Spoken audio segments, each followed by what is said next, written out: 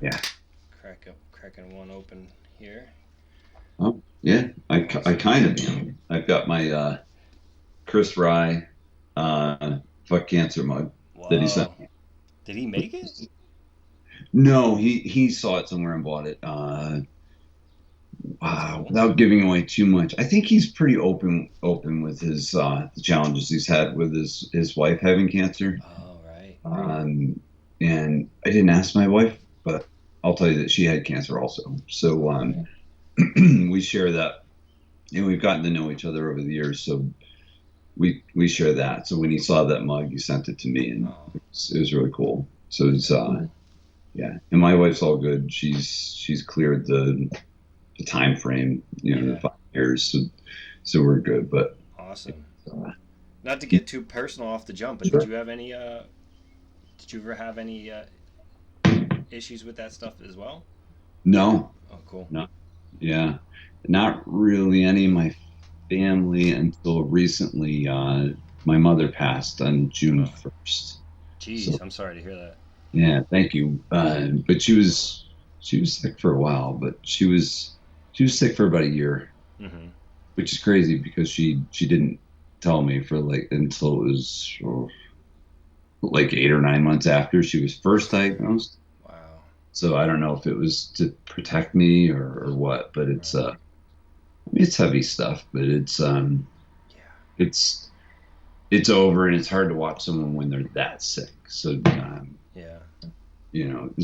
so yeah, uh, just her, and I had 3 siblings, and they've been fine.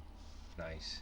Um, and I don't mind saying this on this forum also. In fact, I would kind of use it as a like check yourself once in a while. But my when my dad remarried, I Mm-hmm. was 18, and so I had a half brother, and he died at 32, I think it Oh was. my gosh. It was like a couple years ago. Um, well, I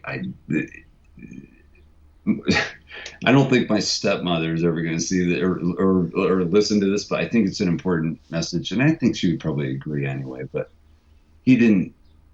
He wasn't very careful with himself and partied hard. Did plenty of things. He was on the horse show circuit as a like a move Oh, around the country and like yeah. to help, like basically preps everything, gets everything ready for the horse show, and then whatever else is going on. So Mm-hmm.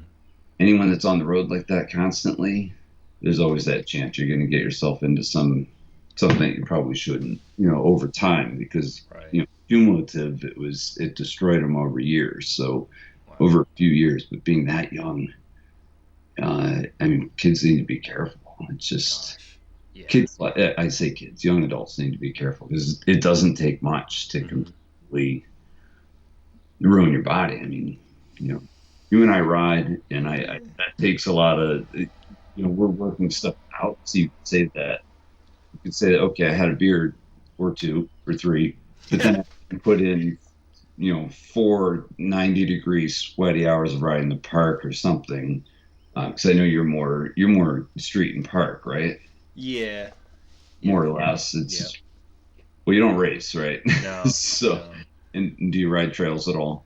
You know, my first experience with BMX was at a racetrack, Oh, and I've never raced.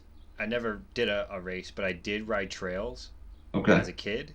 Yeah. And as soon as the year I got my balls up to jump the first set of big jumps Yeah, at our yeah. local spot, Uh-huh. like within 2 weeks of me and my buddies all like stepping up to that level of Yeah. jumping the bigger stuff and not like the little tabletops, Yeah. they got plowed. I So, was I was hoping you wouldn't say that, but I could kind of hear where it was going. I mean, You know? there's a lot more to it than that, but Yeah, yeah. that ended up like kind of taking the steam out of the sails of continuing that trails Hmm. kind of momentum I had. But Mm. I know what it feels like a little bit to like clear a big jump, but it's Yeah. so long ago now that it might as well be like a fever dream. Yeah. Yeah, I totally agree. If you haven't done it before as you get older, it does get harder. It comes a little harder. But I never learned how to bail. I was just like either I'll hit my brakes before the lip or I'm gonna uh, try and get it. So I never right. really had all the prowess to, like, some of these dudes ride this shit brakeless and they're fine, and it's like I wouldn't do that It's if you paid me $1 million. the craziest thing I've seen is, geez, I forget who it was, but it was at Caddy in Pennsylvania. Um, and this guy rode the biggest run, which I believe is called Chicken, but rode the whole run brakeless. And it Oh is my god. big. It's like gnarly big. And like you would think you'd want to have a brake lever to kind Yeah. of, with that little brake lever, just a little bit. Yeah. Uh, and this guy didn't. I wish maybe I'll remember who it was as we talk, but yeah, brakeless is crazy. It's on trails. I mean, you're using that momentum to get to the next set, and these are 20 footers, 25 footers. They're far, Yeah, but and you're just managing yourself. yeah, In my yeah, opinion, it's like jackpot. You just happen to everything just aligned, like this, the way hmm that they were built, the way that you were riding. yeah, Yeah. yeah. And someone may have told that person that, hey, I never touch my brakes for the run. So Mm, so I never have to tap. I don't pick up enough speed that I have to like, knock some speed off. So right. I would imagine that's I otherwise I don't think they would all do it. Mm-hmm. They'd probably say, hey, can I go brakeless on this run, or do I pick up way too much speed before one of the turns or hips or whatever? Yeah. Yeah, But I guess that has a lot to do with it for sure. yeah, yeah. And Well, if I'm digressing and going to a weird subject, then sorry about that. no, you're good. This for once this is someone else's job to reel the interviewee Yeah. in instead of me being the guy reeling the guy in. Right. Yeah. But I don't know, but I guess from the ones I've listened to of yours, you pretty much let people go. Yeah, and at the end of the day, like if I drag on myself, I'll cut it out, and then I always let the guests hear the final thing before it goes public, so there's no Oh, really? gotcha, Okay. no surprises. I want everybody to walk away happy, and I want, the listeners to get what the guest wanted. Yeah, You yeah. know. And I think this is cool doing the video component. Um, has always scared me a little bit, not because of me being on camera, but when you do it this way, you can't edit as easily. Right. So as opposed to mine, that's audio and I can edit the heck out of it. I could take Yeah. a half hour out. And you can still kind of do that with this. I've started to learn, and I Mhm. feel like part of that is because not not that it got any easier, but that so much media has come out even Yeah. since your first episode, that like it's Sure. kind of more normal for like a hmm hard cut if we had to go to the bathroom, or if Yeah. whatever said something and we got to take it back out, and I think it's more kind of normalized. Sure. Sure. So Yeah, absolutely. That's definitely a bit different. Like when I did one with Brant, he basically wrapped it up, posted it right after we were done. And wow, yeah, he goes fast and like I'm not that. saying he did it that second, but Hmm. he's big on I guess you could say, in my opinion, on just kind of keeping it real and having whatever happens happens. Yeah. Whatever plays out plays out. Which I'm okay with. You have to get used to it. Hmm. But after I think it's 3.5 years now since I started, more than that, almost going on 4, uh, of audio only. I'm so in that mindset that I just don't. I also only listen to audio. I don't watch, Right. uh, video. Which this would be on. Do you put it on a YouTube channel? Hmm. All right. Yeah. I'm always clicking a link and I don't know what and I'm listening to your audio also. So it makes it. I'm always heading for one direction, not the full package. So this is it's kind of cool to do this a little more and get comfortable with it. Hmm. I don't think I'll ever change my podcast anyway to video also. A lot of people that listen, I heard a lot today at the races too about people listening in chunks where they'll do like a half hour, half hour, half hour. Where some people are like, oh, it's 2 hours. I don't have 2 hours. Well, no Yeah. one told you you had to listen to it 2 hours straight. Yep. It picks up right where you left off. Does YouTube do the same thing? Pick up where you left off. Yeah. Yeah, Yeah. I mean, save that spot kind of. Especially like, yeah, like if I play a video and I click out of it, or even go watch another one and I come back to that one, it'll definitely pick up where you left off. And one of the things I wanted to lean on a little bit with my pod is Hmm. the video aspect of bike videos, and Hmm. because so many people will bring up, oh, this video or all that video or this Oh, clip and that clip, and it's like, why don't we just bring it up, and right. if we want to break it down second by second, we can if we need to, like, That's pretty cool. I mean, I've only got like, this is probably my third or fourth video episode, so I'm still getting Oh, everything okay. straight. Yeah. um, One of my problems is like with the audio, like, because there's so many buttons and knobs to Hmm. getting this thing to record, that it can record everything on separate audio tracks, which is great. But Right. I had it set up wrong. I probably still do, but where like the microphone was on its own audio, which is great, Yeah. and your audio would come in with my audio, and it's like, well, that defeats the whole purpose of what I was trying to do. So, Sure. Oh, I got it. but at the end of the day, it's like I don't really end up having to edit the Yeah. audio levels that much anyway. So I'm I see. Yeah. generally all right with it. But Got it. I re-listened. So if anybody doesn't know who I'm talking to yet, I'm Oh talking yeah. to Joe Doherty over here, Grom Dad, the Yeah. BMX Podfather, if you ask me. That's crazy to hear, but yeah, This guy, I've heard it. It's been said. That's what you say. I'm not agreeing with it, but it's been said. I mean, I'll give you it. You know what I mean? And yesterday I went through. I mean, I've been listening from the beginning, but I Wow. went back and re-listened to the third episode, the one about you specifically, because I wanted to Oh, make sure I had some. I sure. didn't forget any key details that were already out there that are, easy to get a hold of. That was a tough one to decide to do because I realized that I had recorded a couple and put a very controversial episode one out with Chelsea Wolf. Right. At that time, it was Chelsea Wolf Gooden Yeah, I saw Guiden. her name was a little bit different. Yeah, but who would have thought she ends up making the Olympic team as an alternate? But Right. that was I remember someone telling me they're like, "Holy shit, you went there on your first episode?" And it's like, why not? What do I have to lose? And I'm a fair person, and I'll listen to both sides, or I should say, her side.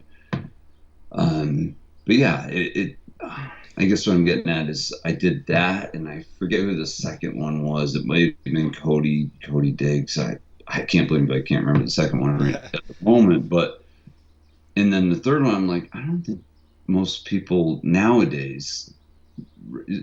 It's like 50-50. At least half the people have no clue who I am, because they weren't racing and riding trails in the 80s and 90s. Right. So, which is difficult, by the way.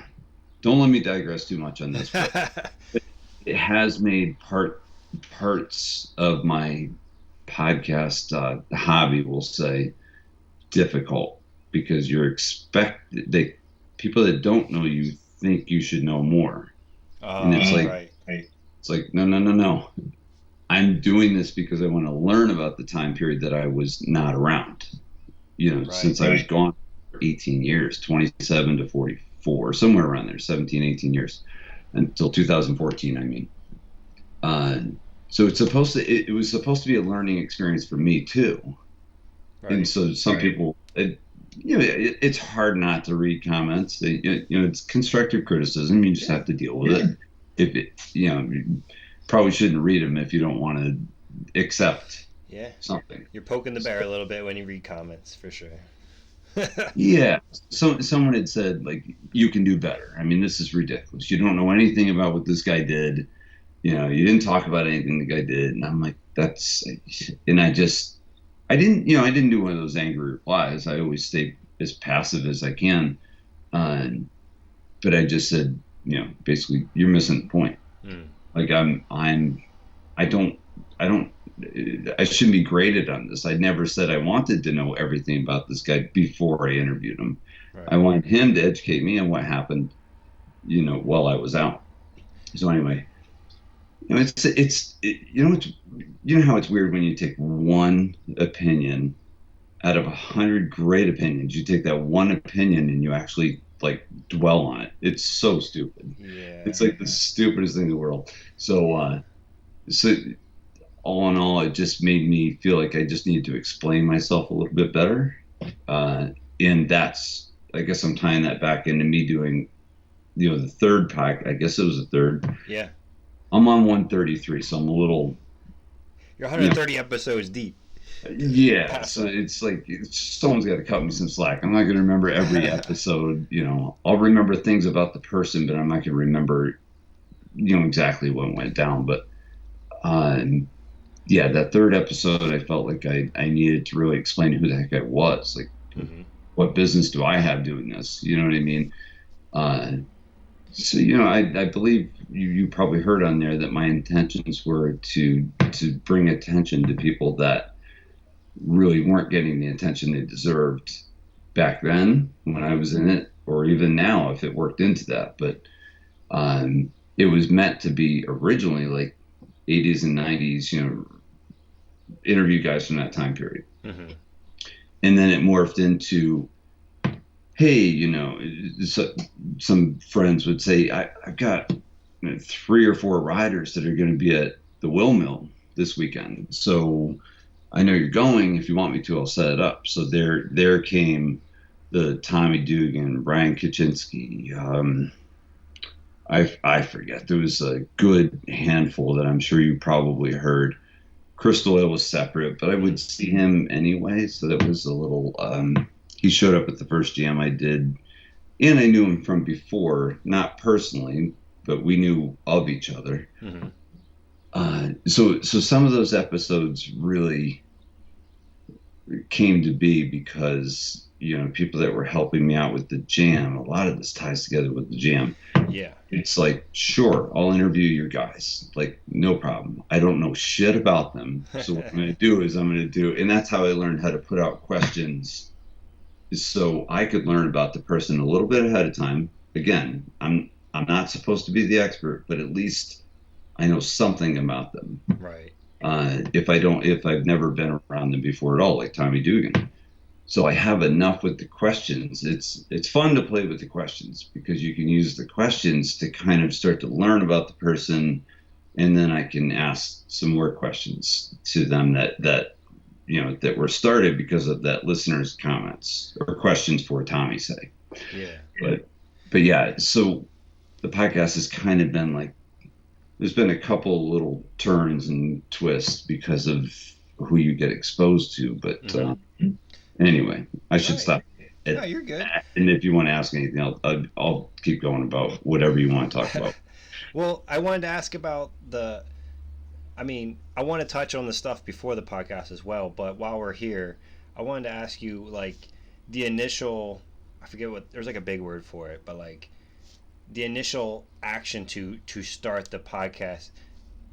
Did Uh, you did you hear about Chelsea and you were like, well, this is someone's story here that seems interesting, mhm. and then you were like, I'll I'll start here and then just do this stuff, or was it like from you already had the idea before you met Chelsea that you wanted to do a pod? Man, I had the idea that I was going to do a podcast 6 or 7 months before I did the first one. Okay, cool. And I remember talking to Timmy Strelicki, who is an old school racer from Long Island and big time trails guy, part of the whole 7-Eleven crew, if you remember, if Hmm. you've heard about that. Yeah. Really popular trails on Long Island. Of course, long since gone. Something's built over it. But I bounced the idea off of him, and then I told him what I wanted to call it. And of course, I said, at some point I'm going to want to interview you. So anyway, I sat on it for a while, and I went to a women's weekend at Caddy and Posh, and that's where I met Chelsea. So it turns out she had relatives in Connecticut, and then I was like, you know what? I just this is a perfect opportunity because she was going to Connecticut after Caddy. Hmm. So I took a couple half days at work, maybe a full and a half or something, So her aunt, I guess she has an aunt in Connecticut and maybe one in like Mass, like lower, like Springfield area of Massachusetts. So I was like, you know what, this is lining up perfectly. I could talk with her. She's easy to talk to. In fact, she wanted to talk, especially at that time. Mm-hmm. She wanted to talk about her and her decision to be transgender. And I was like, you know what, screw it. I mean, nobody's going to watch the first one anyway, So I put that in my mind. I was really hoping people would watch it, and they did. Mm-hmm. I think it was and he wouldn't care if I said this, but I think it was Murphy Machetta, the really good photographer from Pittsburgh. Yeah. Um, he may have been the one that said, "Wow, that was a really bold start of the podcast. I'm really glad you did it." And I That's cool. was like, "Good." So that was some good affirmation, and but yeah, that's how it happened. I was at Caddy. I I just I like to support events like that, and like Women's Weekend events. Mm-hmm. Um, so I guess I've used the podcast for a lot of different goals, all good goals, I believe, to really let people know what's going on through Yeah. these women. Like I'm at Women's Weekend, I've got 3 different women I'm going to talk to over the course of the weekend.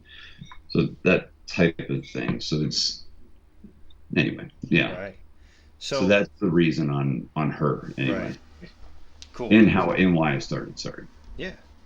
When I listened to your personal episode, episode 3, I mean, you raced from 83 to 97. That's over a decade of racing.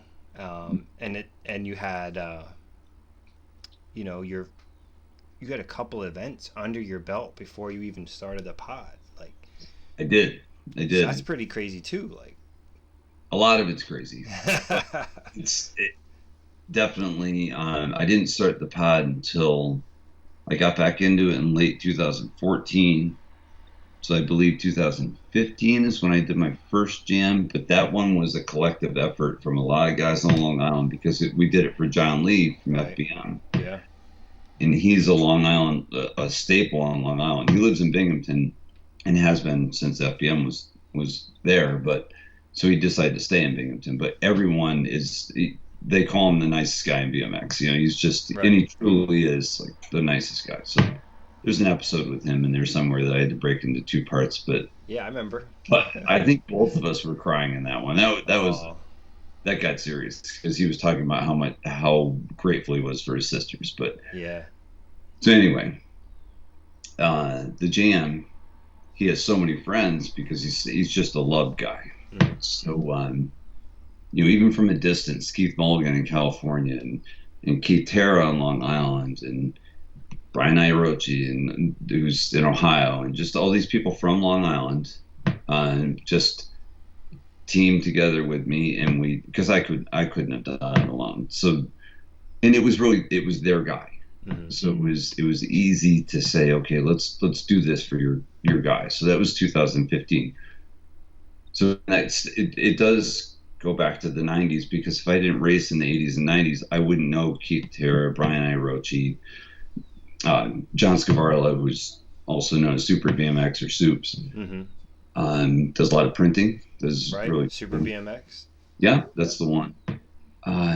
Just I'm going to forget a ton of people, but we all got together. Enos from base, just everybody. We all got together and made that event happen, and we made about $8,000 for him. I think it was, Cool. which was that kind of got me hooked. So the next year, I kind of thought about it and I realized like this isn't for everybody. So I didn't try. I tried to get some of the group from the John Lee's Jam to help with the second one, which was for Steve Murray. Mm-hmm. And it was kind of a Dave Mirra tribute event also. So that one I did mostly alone, but it was fine. Like I didn't mind. I get it. Not everyone has, even though we all work long weeks, we not everyone has the motivation to do that, and those guys have their own thing going on, and so do I. And it's just, but everyone's different. So I just said, you know what, I think I'm going to keep this going as long as I can, Right. as long as I feel it's actually doing good, you know. Mm-hmm. So that first one was totally a team effort, and now we're coming into the eighth one, Wow. which is I've been doing them alone on the setup, but totally not alone. I'm putting the event together. So there's people helping build the jumps, Mm-hmm. track directors helping, have the facility ready for me. It's the rest of the facility because it's at a BMX track usually. Four of them have been at Trumbull BMX in Connecticut. So anyway, the way that whole thing picked up, yeah, it's crazy. It doesn't make a lot of sense, Yeah. but I truly believe if you have the contacts and you're an organized kind of individual, and I'm not saying I'm super organized, but organized enough and had that drive, then why shouldn't I do it? Just keep it going. Yeah. You know, but the connections are really important, and that's what's difficult when I think about, I'd like to hand this event off to someone else, maybe someone younger that wants to keep it going, something like that. But you can't create those connections for that person. Mm-hmm. Right. And you need those connections. You need Robbie Morales. You need Nuno Oliveira. You need, you know, Vance. And you need everybody. You need Ronnie Bonner. Through his basically three brands. You need all these people, and fortunately, we all knew each other back in the '90s. So it's, Right. I mean, it kind of explains BMX in general. It's very everybody knows everybody. It's Mm-hmm. I certainly know you from what you put out. That's how I learned about you. So Yeah. it's yeah. But go ahead. I'm sorry. I'm No, you're good. on. When you said you know me from what I put out, I thought about how Nina. So I came up with a thing and I named it the Yeah. I know it's not very crazy original name, but it was Stand like out. I don't know of any other yes. The yes. she had she had a zine. It might have been like a women's zine. I'm not sure if it was, but I think it was. And I think she called it Yeah Zine. And I Well, think you you mixed are me a up. son of a bitch. You are. Now that I think about it, you are a dickhead. I'm just kidding. No, I'm kidding. I do remember exactly what you're talking about, only because I interviewed her, and I think that was at the beginning of her really getting into freestyle, Hmm. riding park, riding bowls. But yeah, I know exactly what you're talking about. Yeah. So yeah. So But go I ahead. didn't want to take credit for her zine. I was like, yeah, I helped out with the Red PA zine, which similar but Right. different. But that's all. Um, That's but fine. I you, never even thought about that. yeah, you had, you bought your first house in the '90s. I mean, that's I don't mean to say that as like bringing it up as like anything that crazy, but at the same time, it's like you had your house in the '90s. You tried to do your own racetrack. You had Yeah. the DDR team. So you Hmm. were always kind of trying to do something. It seems like even from back then, like you were Yeah. always Yeah, and trying we to get stuff. did. And I can't explain that besides being a kid of a single parent. There was four of us, and I was the youngest. So when I started racing, I was 13, Hmm. and my siblings were all older. So Okay. I had to catch rides to go to the track because, understandably, my dad's working his ass off to take care of the four kids. Hmm. Um, so you learn a lot. Like you become very responsible, like the newspaper routes and all this stuff that you don't hear Yeah. much about now. And but people know. I mean, people like that kids made money in a different way back then, and it was a little safer to be out there doing that kind of thing. Right. Right. Where you had to go, you deliver the papers, then you have to go collect the money for the papers each week. You had to knock on the door and say, "Okay, pay up for the papers." It was crazy the way the way the newspaper had it organized, but it was kind of genius because it put the responsibility on the kid. Yeah, you can have 80 customers on your newspaper route, but you don't make money until all 80 pay. You know what I mean? Right. You don't Yeah. get the full amount of money for your work. So Yeah. So yeah, it's I think that was the beginning of it, and yes, I worked my ass off and just tried to find opportunities and did. I ended up landing a decent job in the plumbing and heating wholesale field, and it was pretty. It is very solid. I still do it today. Same job or a same? Same job. You know how buyouts go. There's buyouts all the Right. time. So Oh I yeah. work for. I essentially worked for two different companies, but then I went back to the first company. That company got bought out. After I opened a location for them, we got bought out like 2 or 3 years after that. It was in this. This is plumbing and heating wholesale still, which I think I already said. But Hmm. yeah, you just hustle. I mean, I'm not quite the Long Island hustle guy because those guys hustle. I mean, that's real hustle. And Robbie Morales. Did you have? You didn't have him on, did you, No, Robbie? no. I met him once at Interbike, but that's the only interaction I've had with him. You should do it. I mean, it's interesting. I mean, Yeah, if he's down, I'm totally down. he's a businessman. It's just he's a good dude. He really is a good dude. I just can't believe how much he has on his plate. I don't know how people do it. Really, Oh honestly, yeah. it's like these guys from BMX that got involved in some heavy manufacturing stuff.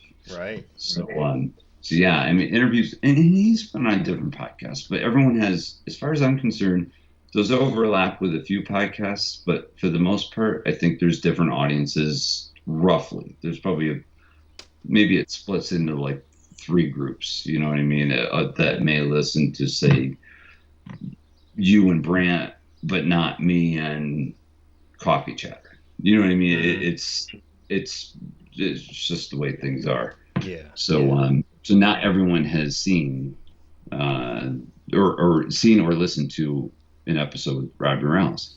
Right. Uh, so there's a couple that have done it. But yeah, I just think it's a different. You've got a different following, and that's why I think some people are worthy of doing as many interviews as people want to do, or as many Yeah. as he wants to do. You know what I Yeah. mean? Yeah. I mean, at the end of the day, we're just trying to spread the message, Yeah. you know. But I wanted to ask you. I Hmm. mean, um, I wanted to ask you when you came back into BMX. You took 10 years off. Yeah. 18. 18. You took 18 years off. Yeah. Wow. 17, 18, right in Okay. that range. But what I wanted to ask you, what was your favorite thing? Your favorite invention or advancement in engineering Hmm. coming back into BMX because we had internal headsets, mid bottom brackets. Were 990s a thing back in the 80s and 90s? Not as much, No, no, no. because they had like the weird V brake, A brake Yeah, things. we all most of us had when I stopped in the late '90s. We had Shimano.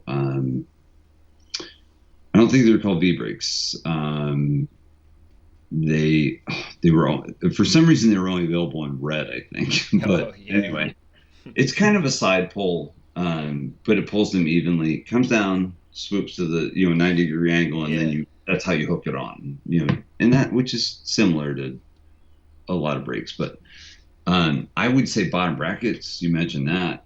I didn't know what the hell I was doing when I got my first bike. I still have it in the basement, but a really good friend of mine. It's like it's there's a deeper story behind this, but basically heard that I was going to get back into BMX and gave me the frame and fork that he had, and he may have had a bottom bracket on it. But anyway, it's an FBM black bike. All right. It's like Or for S&M made the black bike. oh, I'm sorry. What the heck did I say? You said FBM, but American made. Sorry. It's No, very close. yeah, I'm sorry. It was an S&M black bike for sure. Um, That was the first bike that had internal headset. The first frame, I think. no, oh, no way. I think Okay. so. Well, we had the one that's called a headset, just Yeah. like all one word, a headset. So that was coming out like, and that's when everyone was using like Chris King Hmm. headsets. So it'd be Chris King um, um, um, headset cups. Yeah. It's like Chris King brand side. But what do we call those? Jeez. I guess you could call it kind of internal because you're just dropping bearings into uh, the head tube is already sized for that. Yeah. So, and yeah, and you're cranking it down on the star nut at the top, and then you do the sides and all that. So that was just happening when I got out of it. Actually, it was probably a couple years into it. We were away from quill stems Right. for a bit. Okay. Yeah. So I'll tell But you what you missed. Maybe somebody's told you this already. I'm sure maybe somebody has. maybe. The quarreling of bottom brackets. There Okay. was Spanish and there was European. European was probably Mhm. what you're familiar with racing. Yeah. Spanish was like mid but smaller, Hmm. and FBM did the mid. And I remember when FBM's first mid bottom bracket and internal headset frame was like the PW Moto. It was like Sean Arata's frame, the Capone, and the PW Moto both came out at the same time. They're both signature Okay. frames. But it was like no one was quite sure if which bottom bracket was going to take off. But I was like, I'm going to bet on this. I'm going with the mid FBM PW Moto, and I ran it. I bought that. I bought that at a the second ghetto street comp. I bought it off of Kerry Sayer, and Okay. he threw in a hub guard for free because I bought the frame, and I was like so happy. Yeah. But yeah, Yeah. I do know what you're talking about. I think the black bike was at a mid. I think, probably but it so. may have been Euro. I know it wasn't standard. It wasn't what I remember. The pretty good sized Yeah, bottom bracket cups. I mean, they were probably an inch and a half, and maybe there in was diameter. really nothing wrong with them except for Mhm. the bolt that you use on your crank to like turn the Two. sprocket. Yes. I remember my Allen wrench always slipping out of it because it was so close to the bearing that you couldn't. Only certain tools would actually fit in there Yeah. to get it to tighten. So, Yeah. I mean, down the road, I jumped on the spline drive wagon. We can talk about that later if you want. Well, I'm not on it, so I don't know. But I'm still. I ride one bike everywhere. Okay. I don't care what I'm riding. I'll ride the one bike. Mm-hmm. Whole different subject that we can hit on later if you want or not. But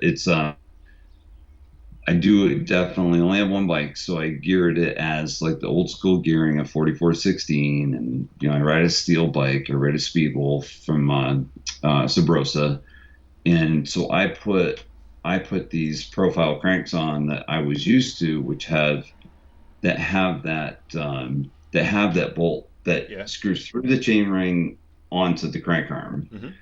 So that's what I've had. I haven't gone spline drive.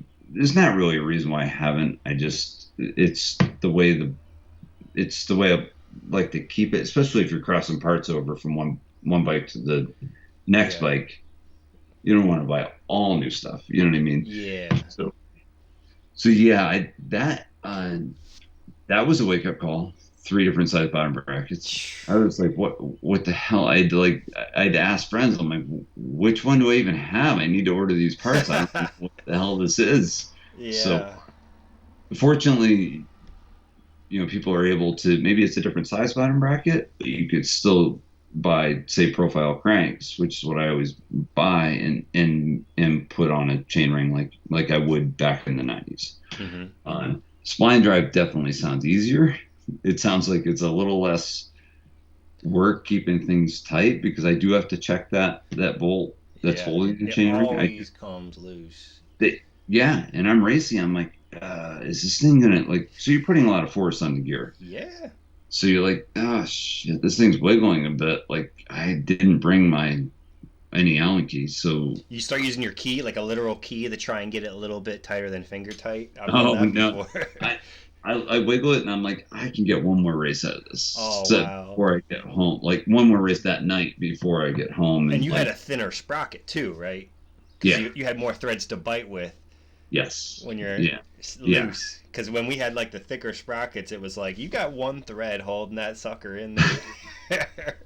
No, I have more thread left for Nice. sure. I would have gone nuts if I had one thread. Why, I probably wouldn't be talking to you tonight because my face would have been mashed Oh into the first jump at the track. It's yeah. just the stuff that happens, and it's funny because kids now, there's a 17-year-old guy that got hurt the other night, not badly, he'll be fine, but just, I don't want to say he's not a great mechanic, but he's probably the type of kid that should probably bring his bike to the bike shop every now and then and just have it given a once over. Because the same day that he messaged me and said, "Hey, would you mind bringing this spare wheel that you loaned me last year? Could you bring it this year?" And I was like, I'm already at work and I'm going straight to the race. I can't go home and grab it." He's like, "Okay, no problem." Sure as shit, that night, chain fell off, pile drove right into the right before, thank God, before the face of the jump, but at the bottom of the start hill. And he just doesn't, he's not checking everything the way you should. You gotta, if you're gonna sprint, the tension better be right. You better be really confident that it's a strong frame. And I guess I'm saying this as an older guy too, like, because I don't want to do something or be ignorant about something and get hurt because of it. Oh yeah. So I mean, this dude's 17. He's not playing that game. That game of chance, of risk. So so now he's hurt. He's out for a little bit. He's trying to stop a hematoma from starting on his side, on the side of his hip, and it was bad. I mean, he ate shit hard, but that sucks. I guess I bring that up because it's like you could have better equipment, but you could still screw it up. If you have one thread in or not. Like, that's crazy. I can't believe you only you kept one thread. Yeah. It's nuts. While we're on the topic of spline drive, I want to give a shout out to Sam at Tree Bikes. He's the one who invented it. And, oh, really? Yeah, and I was in the middle of, so there was this whole craze where we all had thick sprockets and thick chains, and I was at the skate park called Voodoo in Harrisburg, and I broke. It took me forever to save up for the big chain and the big sprocket, and you had to get a special freewheel that would actually accept the big chain. Yeah. And to get all that, the whole kit, it was like by the time I got the kit, people were already figuring out other things. But I was still like, no, this is it. I got the thick, because I grew up right side pegs. Yes. I'm right side pegs with the right side sprockets, so my whole early life was just snapping chains and sprockets. So I got all this big heavy duty stuff. I go to the skate park, I've been running it for a while, and it breaks at the skate park, and I'm like, well, screw this. I'm gonna do something else, and it's I don't want to mix up my stories because I think I have two Sam stories, but whichever one it is. When he started Spline Drive, I had messaged him and asked him to make me a Spline Drive. Yeah. I asked him for a tree sprocket and 3/16 teeth, or whatever. Whatever it was, he showed me the stress test on the Spline Drive, and he said, this thing is 5 times stronger than the bolt and the crank. I was like, no way. Sign me up. I'm in. But I reached out to him to do a pod. He seems like he's down. I just wanted to put that out there because I'm a big fan of it, and I'd like to know more about it from him. But what about Pivotal Post? Were you pretty surprised to see those? Man. We used to call them seat guts. Is what we call them. Yeah. And before Pivotal came around, my last bike might have had a Pivotal, but I don't even think so. I'm pretty sure I was still rocking seat guts that we would invert to make the seat guts not shown. Oh. So we'd kind of flip them, and it would just keep it more tucked in there. That's cool. And that was just like I don't know. That was just a thing, And now, I mean, you don't even see the seat post, but it's which is crazy to me. That's another one that's crazy to me. Like I run my seat probably 4 inches out, maybe 3. I would say 4, maybe 5. I'm not. For those that know Terry Tennant in Northern California, ex-pro racer, his seat is high because way back when we used to keep seats pretty high. I wish I had the picture handy, but I have a picture of me racing back in like '86, and you wouldn't believe how high the seat was. It was at least inches out. And now they do these cool down seats. And of course, I'm still talking racing, and I'm probably going to be talking a little bit of racing because I just had 4 out of 5 days of it. Yeah, yeah. It's constant. I saw a lot of BMX racing. Well, and was in a lot of BMX racing this weekend. But anyway, so now the kid seats, whether you're racing or riding park or trails or whatever, they lower it to nothing. Like it's very strange to me, but They just use a uh, quick release and throw it down. yes, Mm-hmm. yeah, or they just have it clamped. I mean, I have a quick release on mine, but I've never opened it. I've Yeah. never I've never swung it open. I think it's because I'm pretty sure the Speedwolf has a spot. It's really intended on being a quick release, I think. Mm-hmm. No, I'm sorry, it's not because it doesn't come with the bike. It's just it's a standard side seat post. So you could use a regular like fixed seat clamp. Mm. But yeah, I saw guys today because today was this Gold Cup. I can't remember if I told you before we Yeah. started, but the gold people chase Yeah. What is these what is a gold. gold cup? I tell me what. It's basically a regional points or a regional award that you're chasing. So they only award them in the top three of each class. So they do a bunch of gold cups into regions. They divide it up into regions. So the Northeast region, actually, believe it or not, includes Pennsylvania, New Jersey, and then of course all New England. I should say New York, because New York is not part of New England. I don't care what anyone says; it's not part of. Right. But New England's, you can't compare the two. Um, but anyway, yeah. So it's a regional title. Right. So you got a district title that you could go for, a regional title which is called the Gold Cup, or a national title which is called a NAG plate. National Age Group is what it stands for. And that one you have to go to on Thanksgiving every year. The race is in Tulsa, Oklahoma, which is where USA BMX is soon to be located. They're in Phoenix now. They have been for forever, but they're shifting it over to Tulsa. Wow. I'm sure there's a lot of business reasons behind it, Yeah. but they've done really well at designing this whole facility. So anyway, that's the basic three.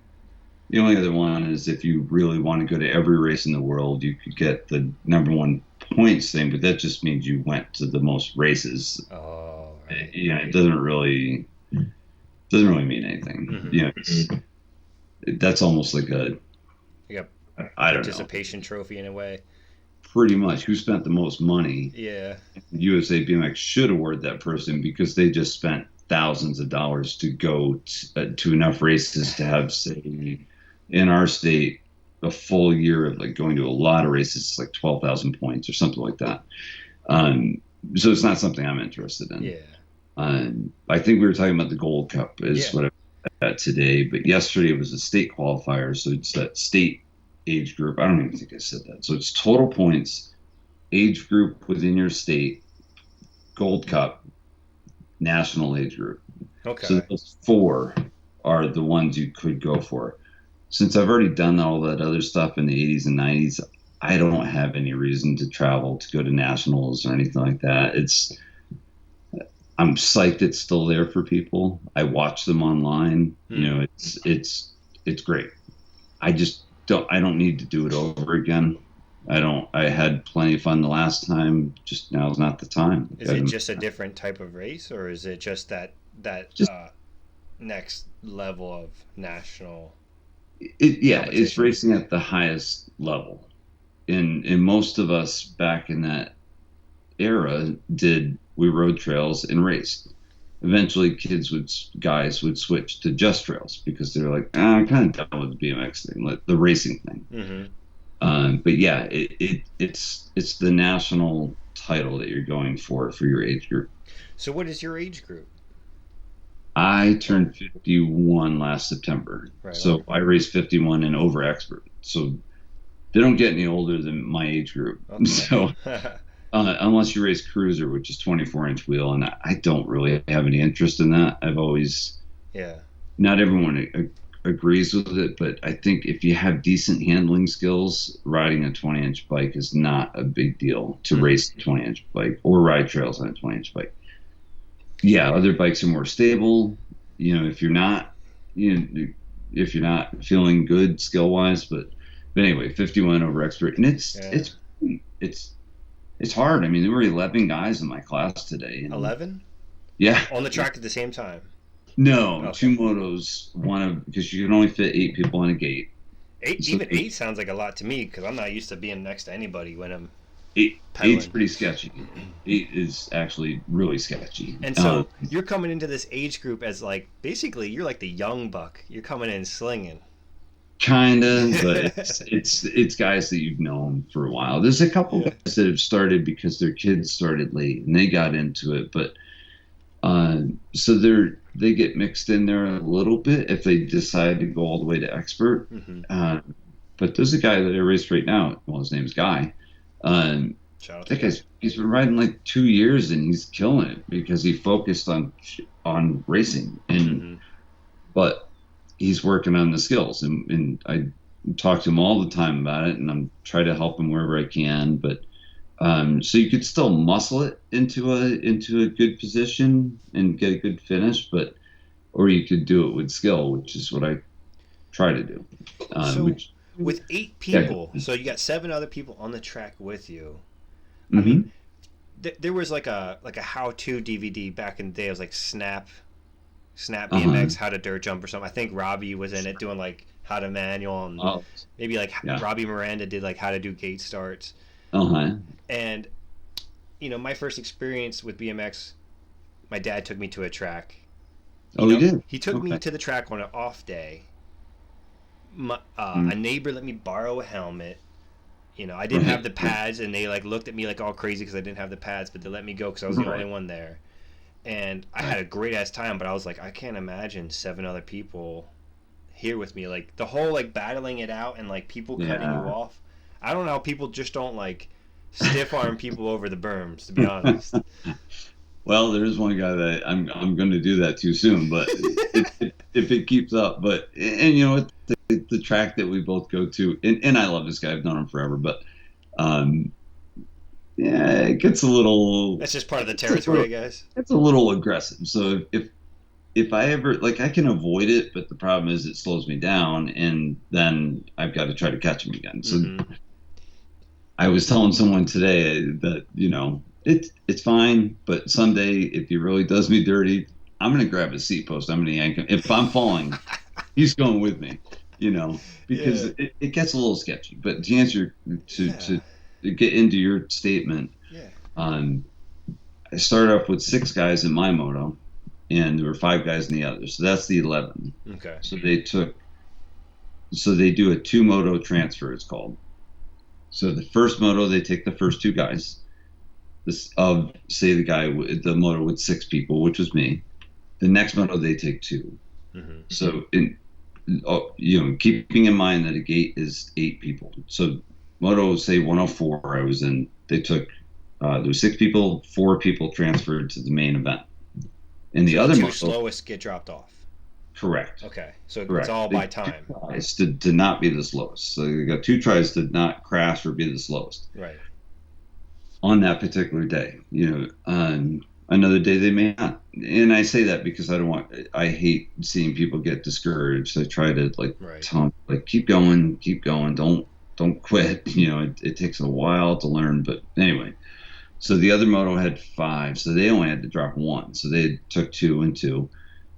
2 first round, 2 second round. So that makes up that is what brings your 11 down to 8. Okay. So the main event was, so I won the first heat. You got So first place.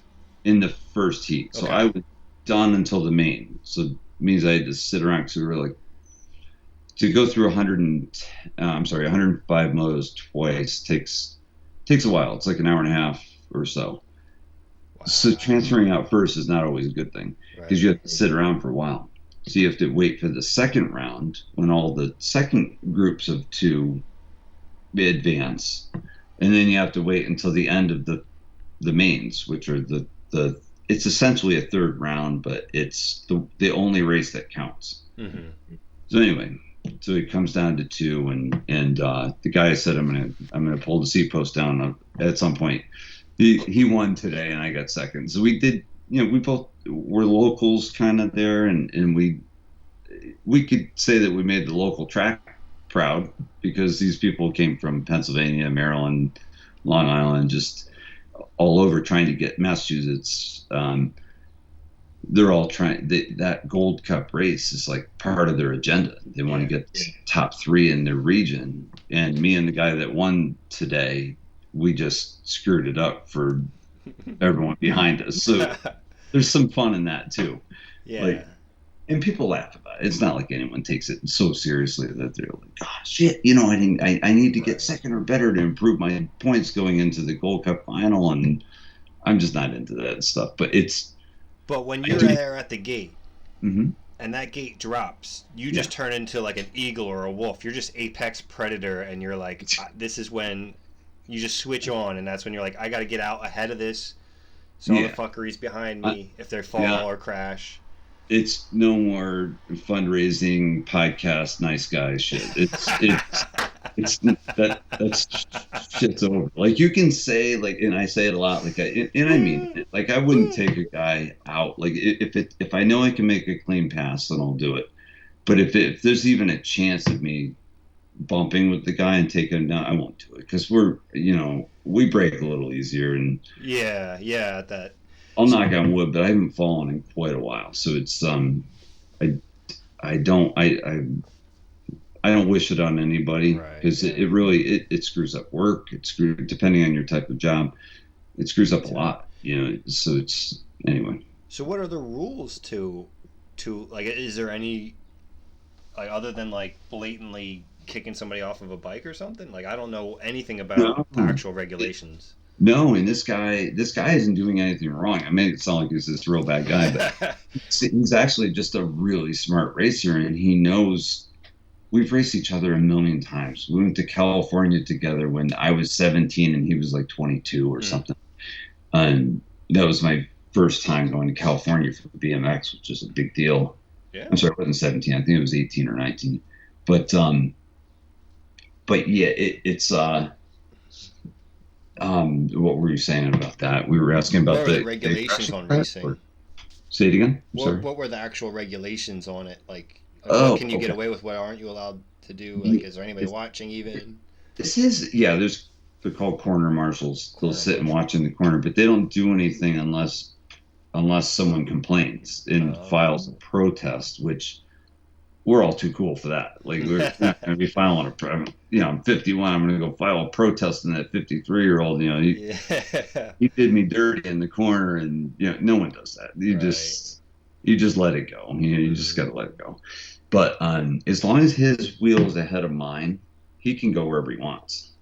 And so that's my own fault for getting stuck on one side of him. Both wheels, or just even if one wheel's ahead? One wheel ahead. Okay. Any edge, as long as he's ahead of me, he can dictate the path.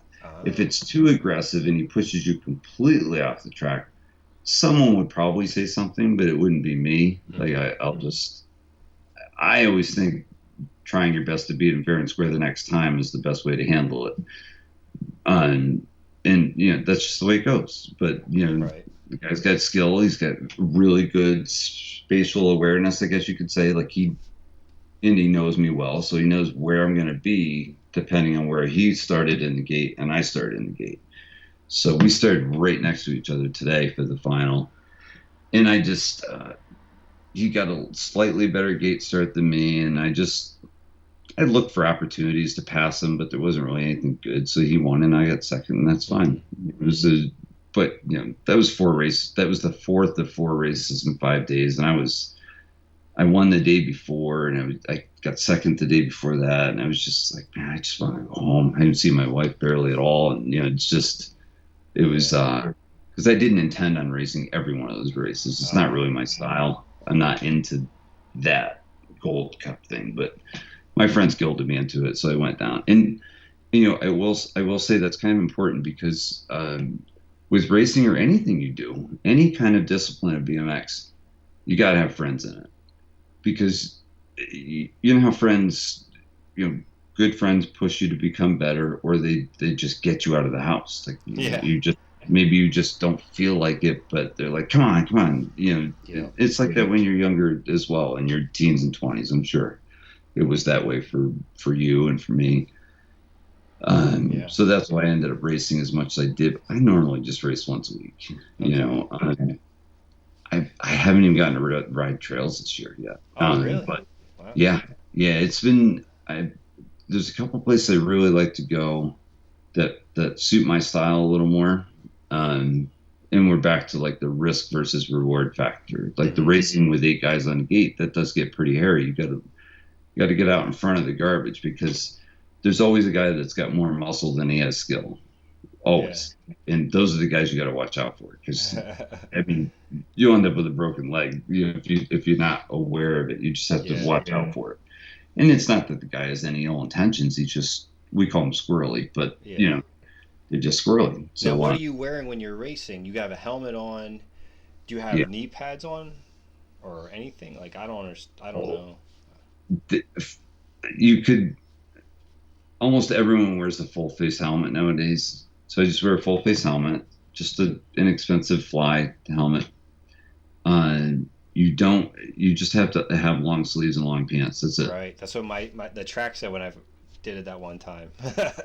Yeah, yeah. As long as you don't have, you can't race with pegs on. Right. They're Yeah. they're pretty stiff on that. Only naturally, I mean, it makes sense. Yeah. You Yeah. could hurt someone with a peg Absolutely. for Yeah. sure on a BMX track because like we were talking about a gate of 8. Can you imagine a gate of 8 all with No, say that'd be double pegs, 4 pegs?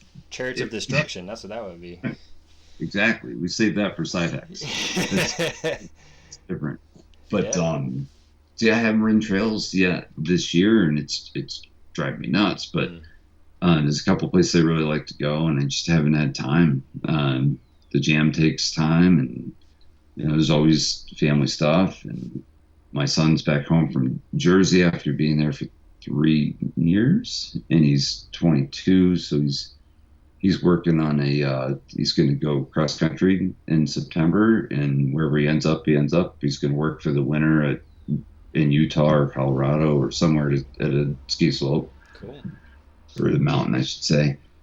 Yeah. So I've been trying to spend whatever time I can with him. So you're always juggling, and that's okay.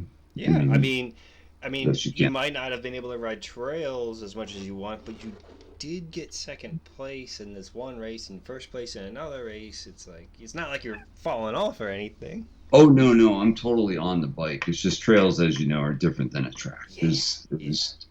There's a little more risk and skill required for trails. So, um, and lots of times it's a fall thing. Fall is like the best time to ride trails. Oh yeah. Temperature's nice. Just everything's just like really really good. But the event's this coming Sunday, so it's I'm close to being able to do my Wednesday nights and then ride trails maybe a Saturday or Sunday or something. Yeah.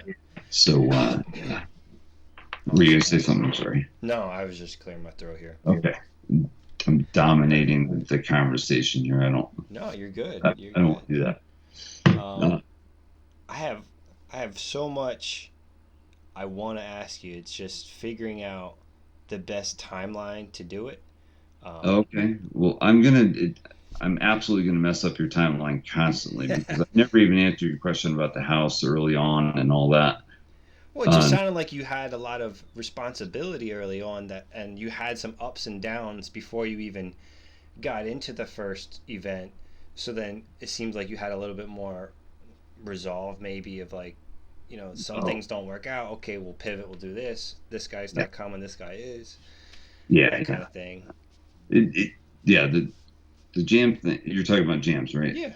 Um, yeah.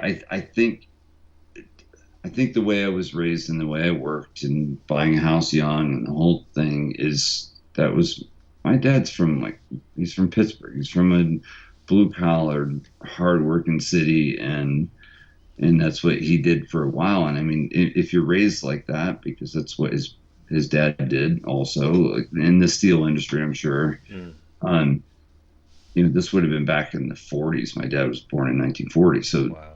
Um, so yeah, I mean, Wow. To be I can only, 15 at like in 1955, like, oh my God, I can't even imagine. yeah, I mean, Yeah. he lived at a tough time. I mean, I'm sure they went through.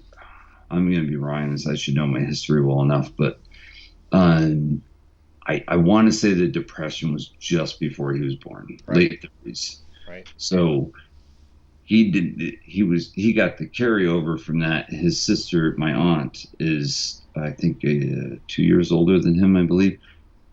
So still, she wouldn't have known what she was in the middle. But the parents knew the value of a dollar better than anybody, as with most people in that area, that city. Yeah. It's tough. I mean, it's like Eastern Pennsylvania back when steel was huge there. Oh yeah. It's same tough work. You don't throw money away. Mm-hmm. It's so yeah. I mean, sometimes I get frugal to a fault, but Yeah. but yeah, but it's also work ethic. So for me to focus on a couple jobs at one time, my real job for the 46 hours a week, and then the jam job, which is, you can't, that one's hard to measure because it starts when I pick a date back in January, February. Right. But that's like chipping away as you have time, because there's no sense in asking for, product when you're 5 months away, Yeah. you know. So I just get everyone to know that, all right, it's happening again this year. It's on this date, and this is the beneficiary. This is who we're doing it for. Yeah. Uh, but anyway, all that work ethic has made me do well enough at work that I could buy a house. I mean, it was a very modest, tiny little house, built some awesome trails behind it. That's all that really mattered. Yeah. Um, but yeah, I mean, it was, and we were able to, the natural pattern, as you'd hear it from most people my age, is you buy one house and then you sell that one and buy another one, and just kind of upgrade your situation a little, like based on whether you want to be in a better school district because you have kids now, or whatever the story is. But Mm-hmm. um, that definitely rolls into how these other things happened, where I wasn't afraid to take on a jam or a Right. podcast. The podcast, the only fear I had was just like anybody. You don't want to sound like an idiot. You just don't want to fail. And you're working sometimes. I know I do. You're working out of your comfort zone. So Yeah. I always say the interview. I just finally got another one done. I think I told you with Alan Foster, Brian Foster's brother. Yeah. Just I hadn't done one in 3 months. So and I told him, I said, the first 10 minutes is gonna be rough Right. because you got to get that conversation rolling, and that's not easy for anybody, let alone me. I'm a conversationalist, but I'm not that smooth. Like I can't just start it. Like it's hard. It's a talent, and I don't exactly have that talent. I just have people that I'm not afraid to ask to do it. Right. And I try to ask the right questions, and I try to let people speak. And so it is what it is. But so I just kind of try to make it happen. I Same with the mean, jams. half of the task is finishing the task. And Yeah, that yeah. brings me to a point I wanted to bring up, was that when you came out the gate with your podcast, you Hmm. hit it every week for a full year. I think even longer than that, but Yeah, it's like 2.5. I don't think I missed a week.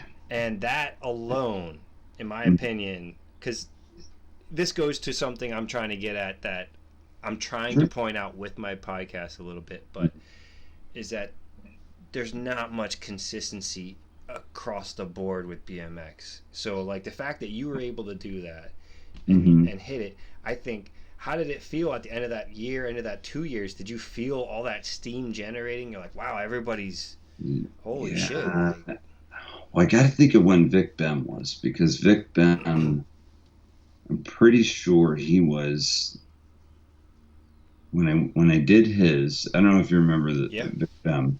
Hmm. Um, first of all, everyone has to know that we got along fine, but it was ugly just after for a little bit because it was a catch and meta time that was a little difficult, and it was just we didn't know each other well enough. But once he got to know me and my intentions, we were able to kind of get things kind of worked out and fixed. And actually, the podcast that is at Gentilcore's house, Mike Gentilcore's house, the TRA event. Mm-hmm. That was one of the times I saw him, but it was a time that I saw him for the longest period of time at one event. So we got to talk a lot then, but he was like so excited to have me interview him again. It was an event interview, so it was like 10 minutes, 10 minutes, 10 minutes. Mm-hmm. But I grabbed him because I was pretty sure he was going to win because the guy's got some talent. Yeah. Um, so I said hi to him. I just said, "Hey, pre-race, what are your thoughts? Do you think you're gonna win? Blah blah blah." And he's like, "I don't know. This guy here is good, but I think I can do it. I'm not sure." But he was so endearing and nice because I think we all mature through these experiences, and I think you realize I didn't have a bad heart. I wasn't trying to ruffle feathers or anything. Right. What, did he get flack for the interview? Because to me, it didn't seem like anything crazy. Well, all that stuff got taken off Oh, okay. quickly. Um, Comments were removed, and I don't gotcha. disagree with it. Why let it fester? Why let people feed off of that? And because him and I were trying to work it out, you can't do that when you got everyone else involved. So we just kind of, Mm, he removed comments. I was like, that's fine, no problem. But again, back to it being a learning lesson. And he was there today. He was at the Gold Cup because his daughter races. oh, shit. Yeah, his daughter's 9, I think. So she's a 9 expert girl. Um, Wow. so he didn't race. He kind of kept it low key with I think it was his girlfriend that was with him. Mm-hmm. And, I just sat with him and said, "Hey, I hope you're still coming to the event next week because he is like the perfect person to do this trails to track thing that I'm doing Oh, yeah. because he could flip, he can do that kind of stuff.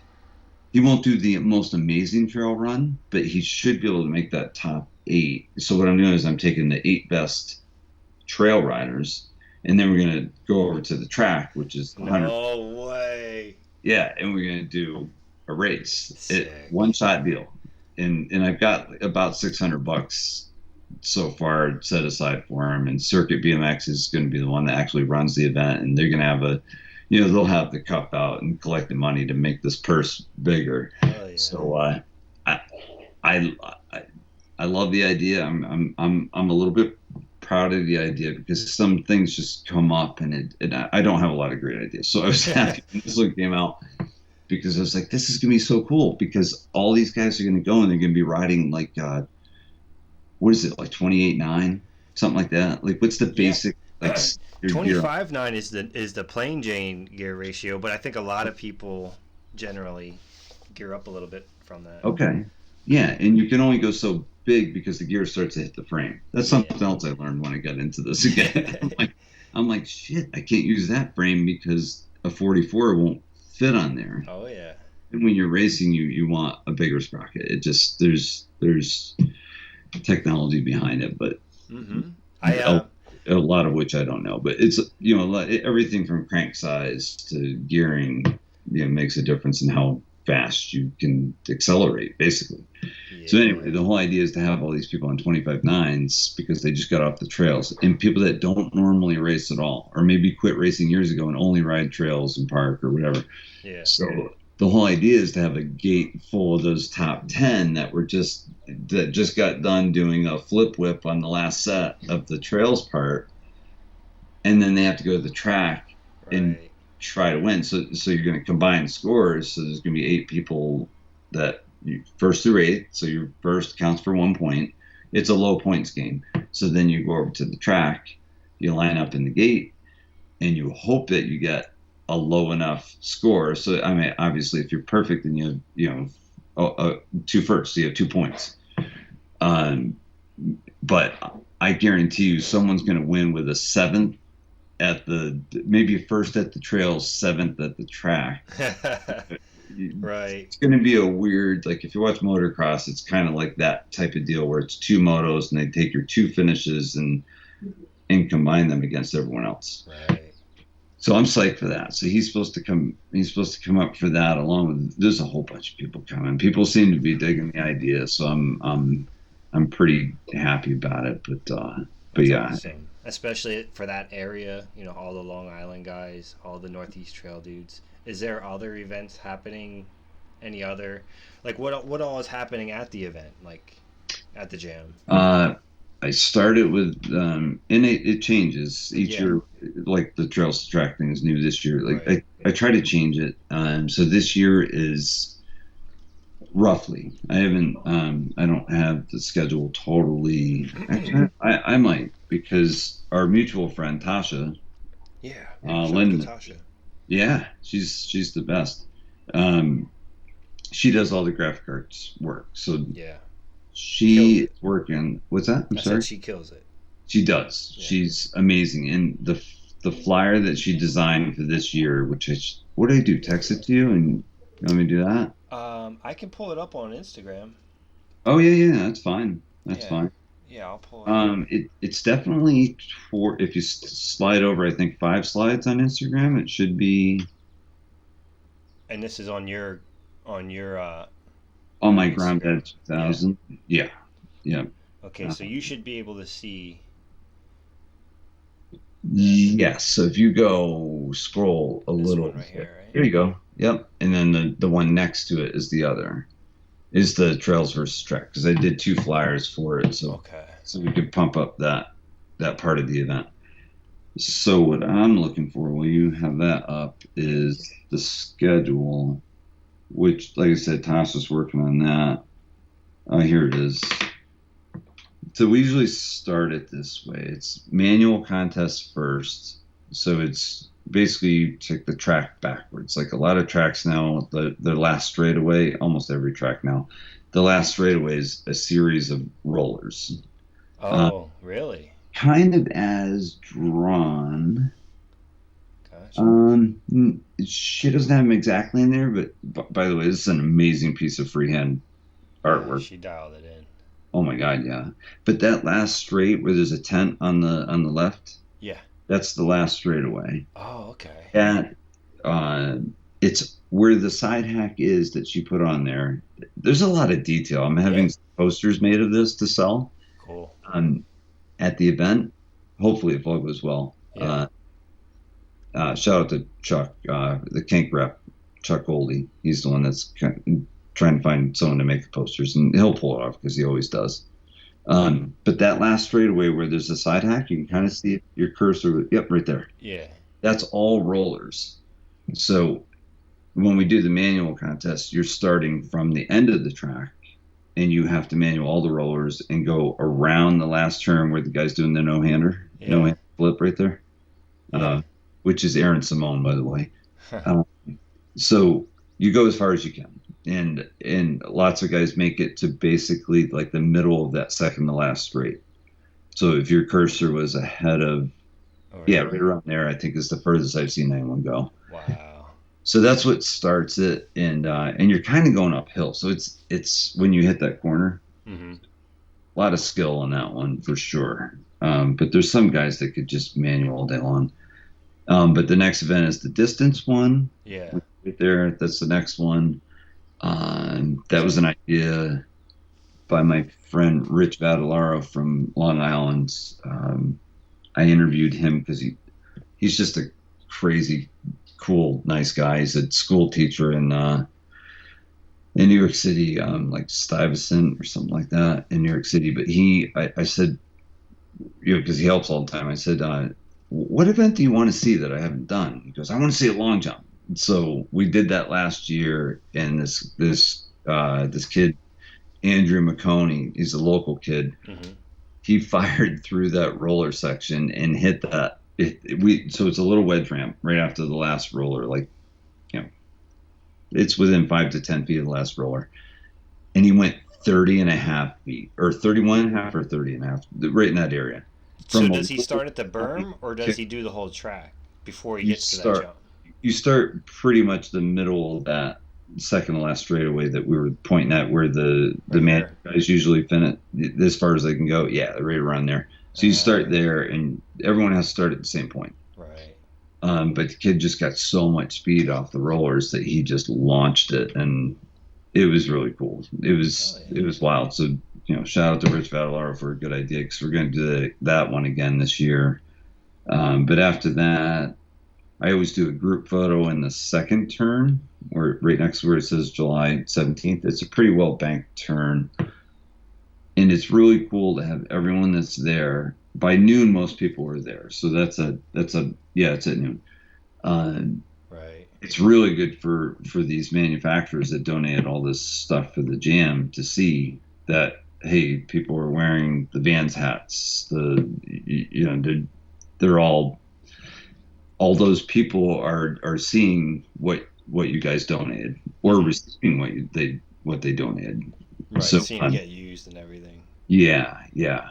Same guy, Chuck Goley, because you never stop learning with these things. He said, you really got to get people, and he made up a sign for his stuff. But every time they win something, have them hashtag the company that, hashtag the jam, but hashtag the company that, of whatever they won. So if it's, Odyssey Forks, then, Right. hashtag picture up, so, it's not something I can control, but I can suggest it. Right.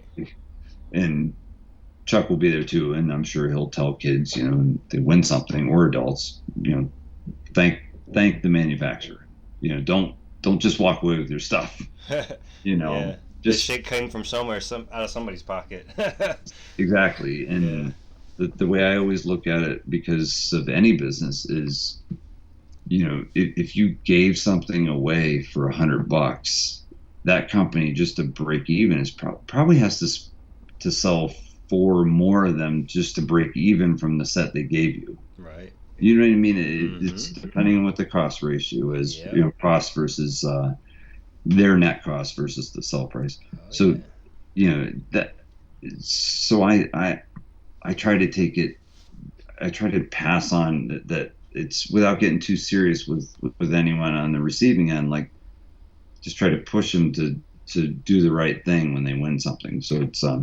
anyway, Yeah. it's enough about that. I mean, it's kind of common sense, but you can't, not every, especially, you can't expect a 14-year-old to know to do that. Yeah. But that kid's just like, because he won a pair of forks, Mm-hmm. and you can't expect them to know to do it. So sometimes you got to just give a little nudge and tell people what to do. Um, so the only other events besides the trails versus track, I shouldn't say only, but um, there's a freestyle show team coming. So they're going to have airbags, and they're going to have them there for anyone can ride them all day long. So Oh, like a that's kicker to like an airbag. to a flat or to a landing. They have two different airbags. They have a flat airbag landing, and they have a ramp airbag landing. Wow. Yeah, so that's pretty cool. And hopefully we'll get this. I guess they're going, him and his partner doing shows two different directions. So they have a trailer or a van. I'm not really clear on what it is, but they built a roll-in off of the van. No So way. Sick. yeah, it's pretty cool. So they're called Battlegrounds USA, I think. Yeah, Battleground USA is the team. And in New England, you get guys that are on three different show teams. So, and they work full time, so they just go to the events they can to help, to get paid to do stunt shows, like whether it be school shows or outdoor shows or whatever. But this is totally, obviously, a donation of their time. Right. Um, Yeah. but I'm sure there's a ton of kids that have never jumped into an airbag. I know I haven't. How many opportunities do you have to jump into an airbag? Foam pit maybe, but airbag's a whole different story. Yeah. Have you Um, jumped into a foam pit before? no, I should. I should put it on my list, but I don't know. I don't I don't know. know where it makes on my list, but I should. I'll tell you this. I don't think you're missing much. Well, the thing I always hear, the one thing that's stopping me is people say it's freaking disgusting. Like, it's because it's so, like, the blocks are starting to break up. Yeah, and And when you're young enough that you don't care is the perfect time. yeah, But then right. once you get old enough to understand what you're getting yourself into, you're not Yeah. psyched. No, no, not at all. Not at all. The only way I'd go less than a foot deep into that is if I drop my phone somewhere or my keys. Yo, so that happened to me. I was at Incline Club Yeah. back in Well, the that was day. years ago, huh? Or Yeah, a few years anyway. and I drove there. I used to go to a different skate park every weekend back in the day, and I went there. I had a good time, Hmm. and I lost my keys. Maybe somebody else drove me. It's Yeah. possible. Yeah. I think that's what happened because what ended up happening is I lost my keys. I didn't know where they were. Yeah. Turns out they were in the foam pit. Um, Yeah. and apparently all the scooter kids would go through the foam pit looking for iPods and Yeah. money Yeah. and stuff. And one of the scooter kids found them. And Yeah. I had placed an order with staff at the time. They were Oh, there, that mail order. yeah. And something or else happened, and they were able to ship my keys with my order. That's but awesome. but yeah, like yeah, close your eyes as soon as you get into the foam pit. I will Oh, say I don't know how to tail whip, but I did catch a tail whip mhm. 2 cranks into that Oh, foam yeah. pit. So Really? that's the only That's time. kind of cool. Yeah. So The one that everyone talks about is, do you ever want to try a backflip? I mean, it's just like, it's yeah. not that important to me. It's Have you heard it's of people getting cool. broke off in foam pits before? No, I feel like that would be my luck. I'd probably whack my head because I would be going too tight to the takeoff and, be like some Olympic diver that just totally effed up and whacked Uh, his head when he's spinning around before he does his pike, whatever, I you had a know? couple friends that just simply try to do a bar spin into the foam pit, and they got the Yeah. floater foot. Their foot floated off the pedal, and when they got into the Yeah. foam, because of the way it gives, it was Yeah. just like an elongated shinner that just kept happening up their whole Ooh, leg. So God. ever since that was told to me, I'm Yeah. a little bit more apprehensive about the foam pits. Well, that and where's your bike? Like maybe you flip and you let go when you're upside down, and Then it you comes better down. Yep. hide under some of the foam because the bike's got to land somewhere, and it's probably going to be on top of you. Yep. You know, just I don't know. Sounds like those airbags are going to be better though. Totally, A yeah, little bit more yeah, hypoallergenic. yeah, exactly, yeah, exactly. And total side note, I ended up when Incline closed. Mm, Um, I went because you basically had to go there as fast as you could because they were giving away all the ramps right. because they had to get that place emptied out. The landlord gave them zero time. It was kind of a Really? shit deal. They were there for so long too. I, I'm I sorry. know it's yeah, it's crazy. So What a shame. I went there and got what I could into my truck, which took a while to cut apart the sections that I wanted, which was a spine and it was something else. But I was doing it, so I was going to try to set up like a small skateboard run in my basement for my son to ride. Hmm. So I brought a bunch home. But something else I grabbed was they have like a no scooter sign. I grabbed that like was planted on the concrete, and they had a rope that they pulled across, and basically would only let bikes in if it was maybe it was a bike night, or I'm not sure where the sign comes into play. Yeah. But I also grabbed a couple foam blocks, so I Nice. have some of those shitty foam blocks in the basement. So if you ever want to, accidentally huff some of the those blue bricks, foam bricks, then yeah, Sprinkle some of the it's blue dust in your eye just for old time's sake. that that too. I didn't even think about eyes. Yeah, Jeez, you have to shut your eyes as soon as you land. oh, that sucks. It's out of control. Yeah. And I totally get it. Can you imagine how expensive it is to replace all those blocks? Yeah, It big can't be time. cheap. There's no way Yeah. it'd be cheap. So I don't blame them. Yeah. But anyway, Not um, yeah. so so besides that, we have side hack racing, which I do that every year. I've got a Mhm. couple side hacks, and Jocelyn, when you did her interview, you did one with Jocelyn, right? With Joss 313. Yes. Yeah. Joss, yeah. Uh, she's my BMX daughter. Not related whatsoever, but she always rides a side hack with me, which is cool.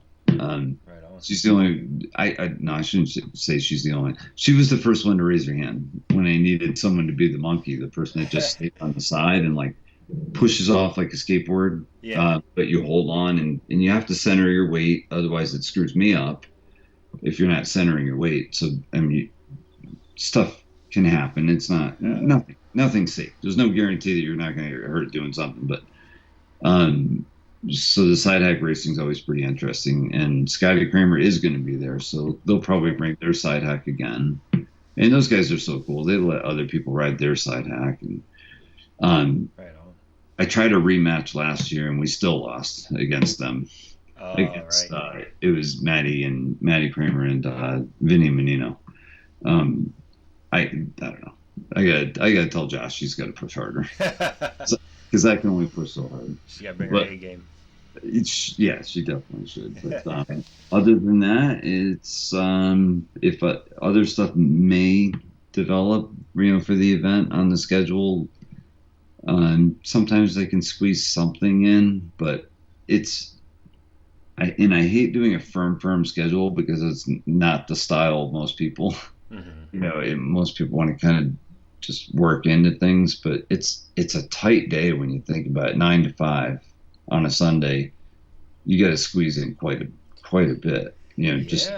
Just to make sure everyone's there before you even start. Like Right. that's why we start at 11 because people could be coming from who knows where.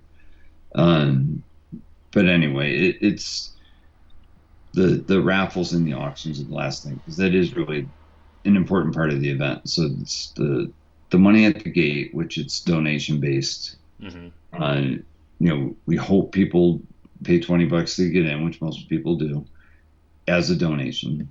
But if a kid comes, and my sister often works the gate for me, Oh, nice. with someone else, with one other person, usually someone from the Kevin Robinson group.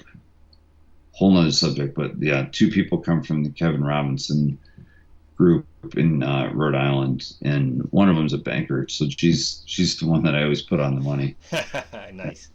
Not only is she honest as the day is long, she can count money fast. So Right so on. uh, so in Kevin Robinson's brother always helps. Of course, I met him through doing the jam for his Kevin's wife and kids at a few years. That was 4 years ago now, I think, at Powder Ridge, the Mm-hmm. ski mountain near us, or not. It's a ski mountain, but now they're more known for mountain bike trails. So downhill, mountain Yeah. bike downhill. They have, Dirt Sculpt Dave King. I was just gonna bring him up. Yeah. Just go for it, however you want to bring them No, up. no. I was gonna say I think. Well, I was familiar with Dave because I Mhm. was a big fan of Man Made and Darren Meehan's Yeah, camp. yeah, I ate all that shit up. yeah. I remember. Okay, I'll tell you this. My embarrassing story. It was the FBM Ghetto Comp 2, where they Okay. had the wooden pallet full pipe. The Oh, it was whoa, like a full loop. Yeah, Ryan Corrigan made a full loop out of skids, Yeah. and Well, at least Ryan Corrigan built it, so it's the pallets are pretty much going to stay together. the thing looked sturdy. It was just like, who's gonna actually send it? But they were vending at the walkway on the way down, Uh-huh. and I was like, holy shit, that's the man-made table. Holy shit! And I was like, I don't know if I should go over there. And he literally said, hey man, want to buy a shirt? Like, and I was like, well, fuck. He directly asked me if I want a shirt, and I definitely do want a shirt. I gotta go over there now. Yeah, right. And there was like a little cardboard sign that says all out of large or all out of medium or whatever the size was. I forget what it was. The sign Right. said he was all out of it, and I was like, yeah, you got this size? And he just looked at me like, you know how to read, right? Like, Oh, so I ended up jeez. buying a different size, and it was all good. But Yeah, I yeah. definitely embarrassed myself in front Oh, of him. But that's funny. Dirt Sculpt Dave, your episode with him, like I was familiar with him, but you turned me Yeah. on to him more, and I started following his account where he's Uh-huh. like rehabbing people's mountain bike tracks all Yeah. over, and that was that track that you're talking about, the Powder Ridge. Powder Ridge, right?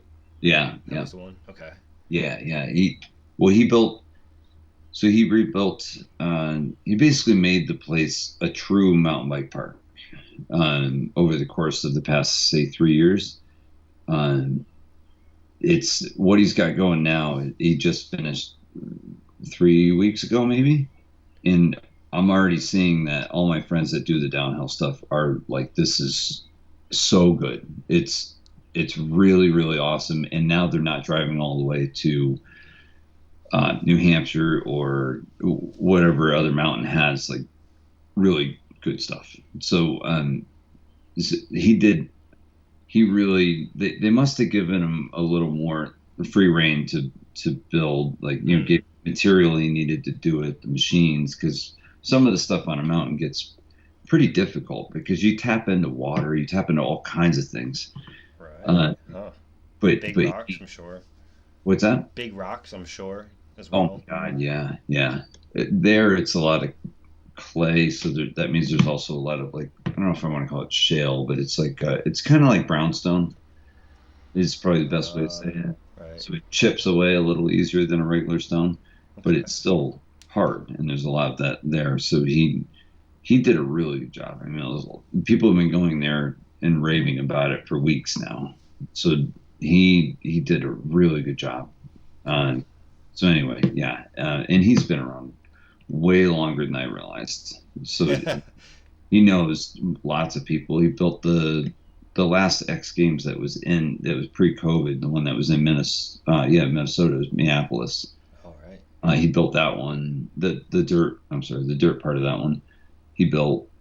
He's just a really good builder. But the two times I had the event at Powder Ridge, he roughed in the jump line, in two different locations at this mountain each year, because I did it for 2 years at that venue before I went back to Trumbull.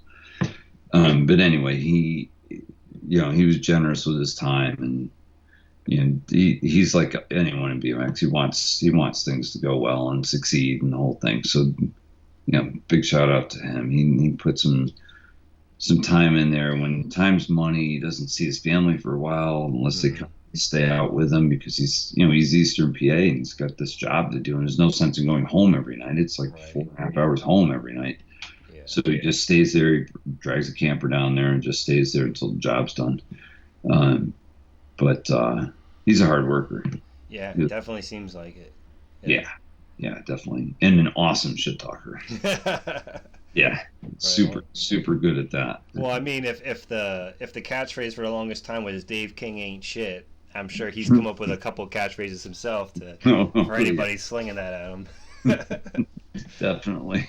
Yeah. No, he's not afraid of anybody. No. That's for sure. He's another one that educated me a lot on during the time for about the time that I was gone, like during the time. But yeah, he's a good dude. He's got good guys helping him always. There's always like skilled diggers, Yeah. skilled shapers, just skilled dirt jump builders. I was creeping around on his Instagram. I saw he had a couple gnarly trail dudes working for him. It looked like. I don't Yeah. remember the name specifically, but yeah. Will Blount is one of them, and the other one is Marky. Shoot, it's oh man, I forget his last name, but it's Marky. It's those two were with him for a while. I don't know if they were with him on this last project, but they're good. They're really good. Yeah. Um, so yeah, it's a tough job. I mean, it's a tough gig to try to get private jobs, public jobs, ESPN jobs. It's a lot. I can only imagine.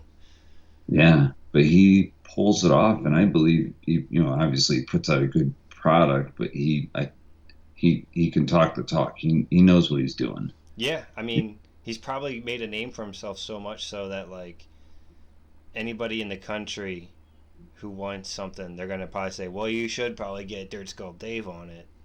Yeah, You know, yeah. I the want to brand say recognition of trail building.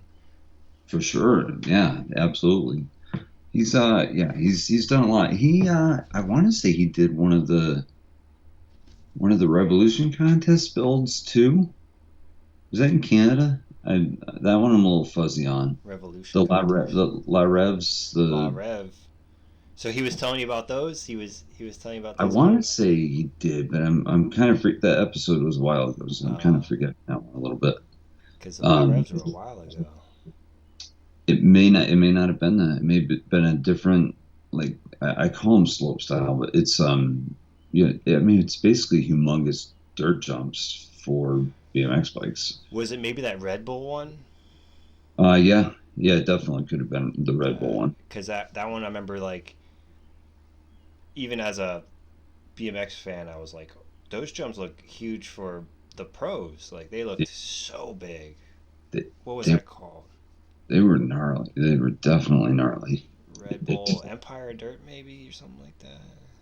yeah, it could be. I know it's not King of Dirt. I think that was used previously, but Something. yeah, yeah, he's definitely a good builder. So Yeah. So yeah, you know, like you said, you had this whole window where you missed out, or not missed out, but you were gone, yeah, and you yeah. came back in. When you were talking with Darren, it was like, I had in my head that yeah, you were gone for that period of time. But when you were talking to Darren, I was like, oh wow, you have so much in common with him, Mm, and I yeah. followed him so hard that I was Hmm. like, wow, so Grom Dad's really not as old as I thought he was. He's Right, right. him and Darren probably like basically. It sounds like you guys are from the same era. We're definitely from the same era. I've got a couple years on him. I would say, oh man, he'll hate me if I don't put enough years padding between us. But it's probably like 8 years. I want to say he's in his early 40s, and I'm 51. So Right. he when the podcast was really taking off, he's done a lot. Like he's got some balls. This guy goes after some big deals, and the big deal with the Mets that he has is just that you heard on Yeah. that podcast. It's crazy. How many people his age at the time, he would have been in his 30s, basically approach the Mets organization, the lawyers, the marketing people, the owner, and Right. Right. shoot to be the vendor for Mets stuff. Yeah. It's crazy. So, at that, while I went there for that interview, he took me in the warehouse, and he just showed me all the different Mets gear that he has, and it's just insane. Like, Mets everything. He gave me like one of those, uh, the ugly sweater contest that you do at like a Christmas party. Mm-hmm. He gave me the ugliest Mets sweater I've ever seen, and I can't wait to use it this Christmas. But it is freaking ugly. It's, but he has so. I gotta make sure I don't say anything negative, because what I really want to say is like he's so diverse with what he makes, because he says I'll make 100 of something to try it out, and bam, gone. Like the Right. website Wow. emptied out like fast. So anything he makes, he sells. Like, and I'm not saying everything he makes is gold and is a home run, but he sells everything he makes. Like Yeah. he's pretty smart. And back to I don't know if we talked about this, but just the plain old, the Long Island hustle. I mean, those guys, they make stuff happen. Whether it be man-made earlier on and the Met stuff after, and then he kind of brought man-made back a little bit, but not too hard. Mm-hmm. Didn't go too hard on it. Um, but yeah, yeah. I don't, and we know each other because we've been to the same places. His memory's obviously better than mine, but he was also a bit younger, so that's been difficult. And yeah, I should probably bring that up. I mean, when I was 25, I wasn't taking note of 14-year-olds. Right. So even if they were at the trails, like that doesn't mean I connected with them, or I wasn't a full. I mean, I was an adult and I was mature, but at that time, I wasn't trying to connect with all the young kids too. So a lot of these people may have known me and my friends, but I don't know them, because they'll say, "Hey, you remember me? Like we rode hooligans together or something," and I'm no, all right, I Yeah. don't. But a lot of it's because the when we were that age, it's, I don't want to say we ignored the kids. We didn't. Of course, we'd help them if they needed anything, but you just can't. there's so many people closer to your age that are just that you're friends with. It doesn't leave a lot of room to do basically mentor kids. It Yeah, wasn't right. even really a thing then, I don't think, mentoring kids like we do now. Hmm. But like I told someone, I think it was today or yesterday. I mean, we're if you think about it, we're still really in the first generation of BMX of all disciplines. And, It's kind of crazy. It's kind of young still. I thought for most of us, when we were 25, we never thought there'd be a 51 over expert class Oh, racing, wow, yeah. and we never thought there'd be a Brian Foster that's still riding caddy like he does yesterday. Yeah. It's crazy. So we're not really through that yet. We're not through that first. We don't know how long this first generation is going to be Yeah. before you can officially say, "Hey, this is the beginning of the second generation." Not that the first generation has to end to start it, but what do you call the first gap or first bunch of years? Like, what is the distance? What is that, and what's the next? Or if Right. going in 25-year increments, or it'd have to be more like almost 30-year increments. Maybe there's two generations, maybe. Well, then you have to But think that the average kid, I don't know where I got this statistic, but I remember hearing it from a reputable source. I'll leave it at that. That the yeah, average kid is in BMX for 5 years, yeah, which that rings a bell. sucks, but at the same time, it's like good to use to wrap your head around of like, hmm okay, your brand XYZ probably don't take more than 5 years to come out with your video.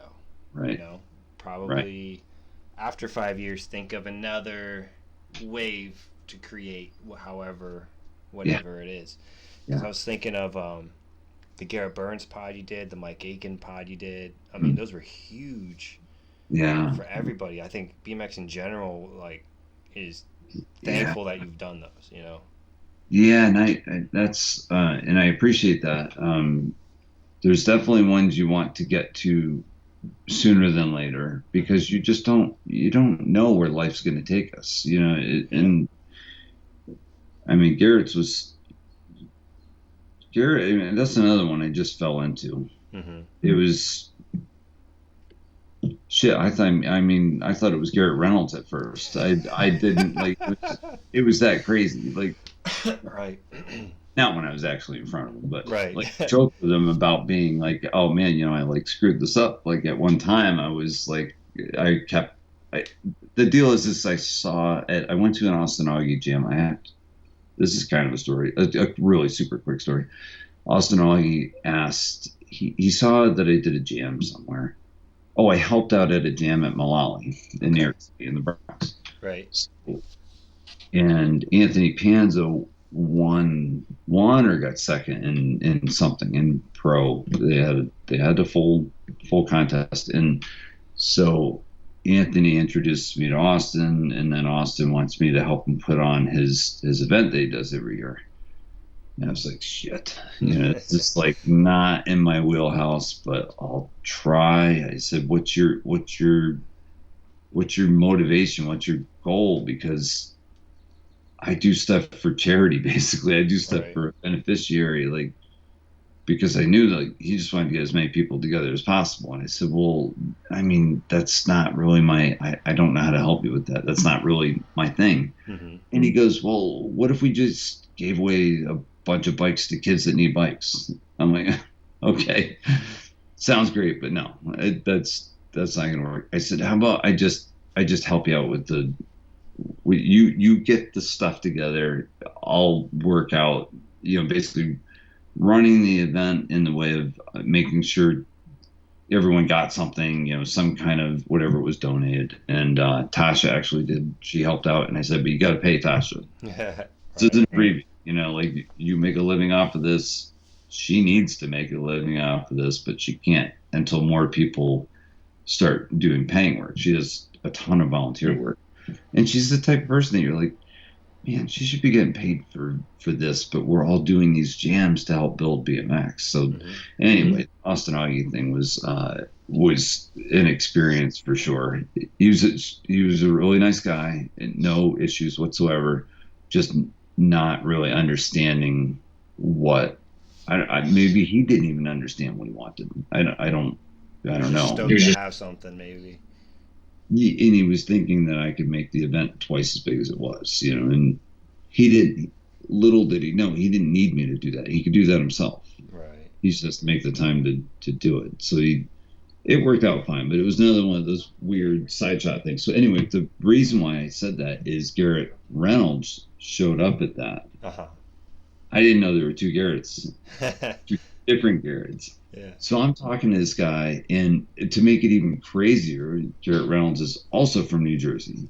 Right. So now it's like fuck with Granddad's head now, because I'm like, this is not fair. This isn't fair. They're both from Jersey, in clearly different type of riders, right? One's more park and street, and Garrett is mostly, I guess, street for sure, but he can definitely ride trails like nobody's business. Yeah. He's good at a whole bunch of things, and Garrett Reynolds obviously He's awesome at more all. trick oriented. Yeah, Yeah. definitely, absolutely. Garrett's is more like, I'm gonna jump this road 30 feet off the ground. I'm gonna jump from one side of this mountain to the other, and clear the road. Yeah. I mean, anyway, that one really, as you know, and I'll refer to Murphy Machetta again from Pittsburgh. That I don't know how that thing happened. That was just, I'm not a super religious guy, but it was like a divine intervention kind of thing that he chose to.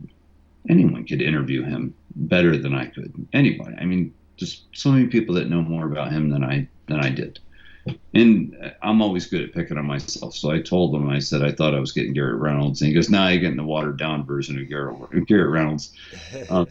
But him choosing to tell his story to me, that changed everything. Like for me, it was like, oh my God, because I had a lot of people messaging me, and you could almost read the tears in their message. It was like really heavy. And I brought up Murphy because Murphy, knows me directly from my re-entering into BMX. He was just like, dude, that's the best podcast I think we'll ever hear. And I was like, wow. I mean, I felt it. The listener was feeling the same thing. But it went on for quite a while, so I had to do it in two parts. But he was also funny as hell, talking about different ways to fuck with people when you stay at their house. Like if he's a dick, then you do a double decker and shit in his tank, and like all that stuff was just like, at the same time he's hilarious, and then he could also give you the dark stuff that he went through. So it's a really important listen. I think I think Robbie Morales is the most listened to, but it's like right there. Right. It's top 2, 3, something like that. It's a lot. Yeah. A lot of listens, which again makes you feel like you did the right thing. Yeah. Because that many people are identifying with what he's saying, then thank God that happened. And that was all him. That had nothing to do with me. It's what he chose to talk about, and I was just a vehicle for that message. You know what I mean? So it's and that's again the other reason I like to do them face to face. Right.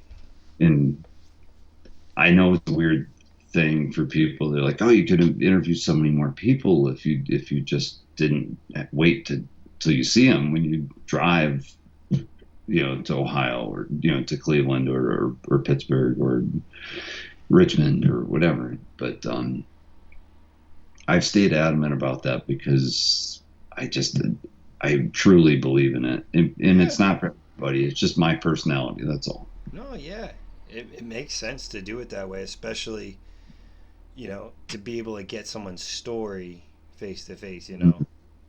Yeah. If I could, I would, but right. But I would like to do more in-person ones down the road. The more I get around people, the more I get to know the Albany locals. I meet them and I get to know them a little bit. I'm like, you know what, this guy's story's kind of interesting. If you ever down the road, if you ever felt like talking about it, yeah, I'll be here and we can chop it up. Yeah. Yeah, no, absolutely. I think that's good. I think that's we can each learn from each other on it, and you don't have to change what you're doing.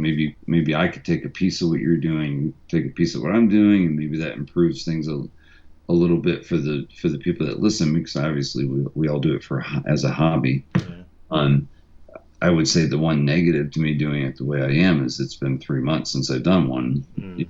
It's you know But it, everybody knows when Dad drops an episode.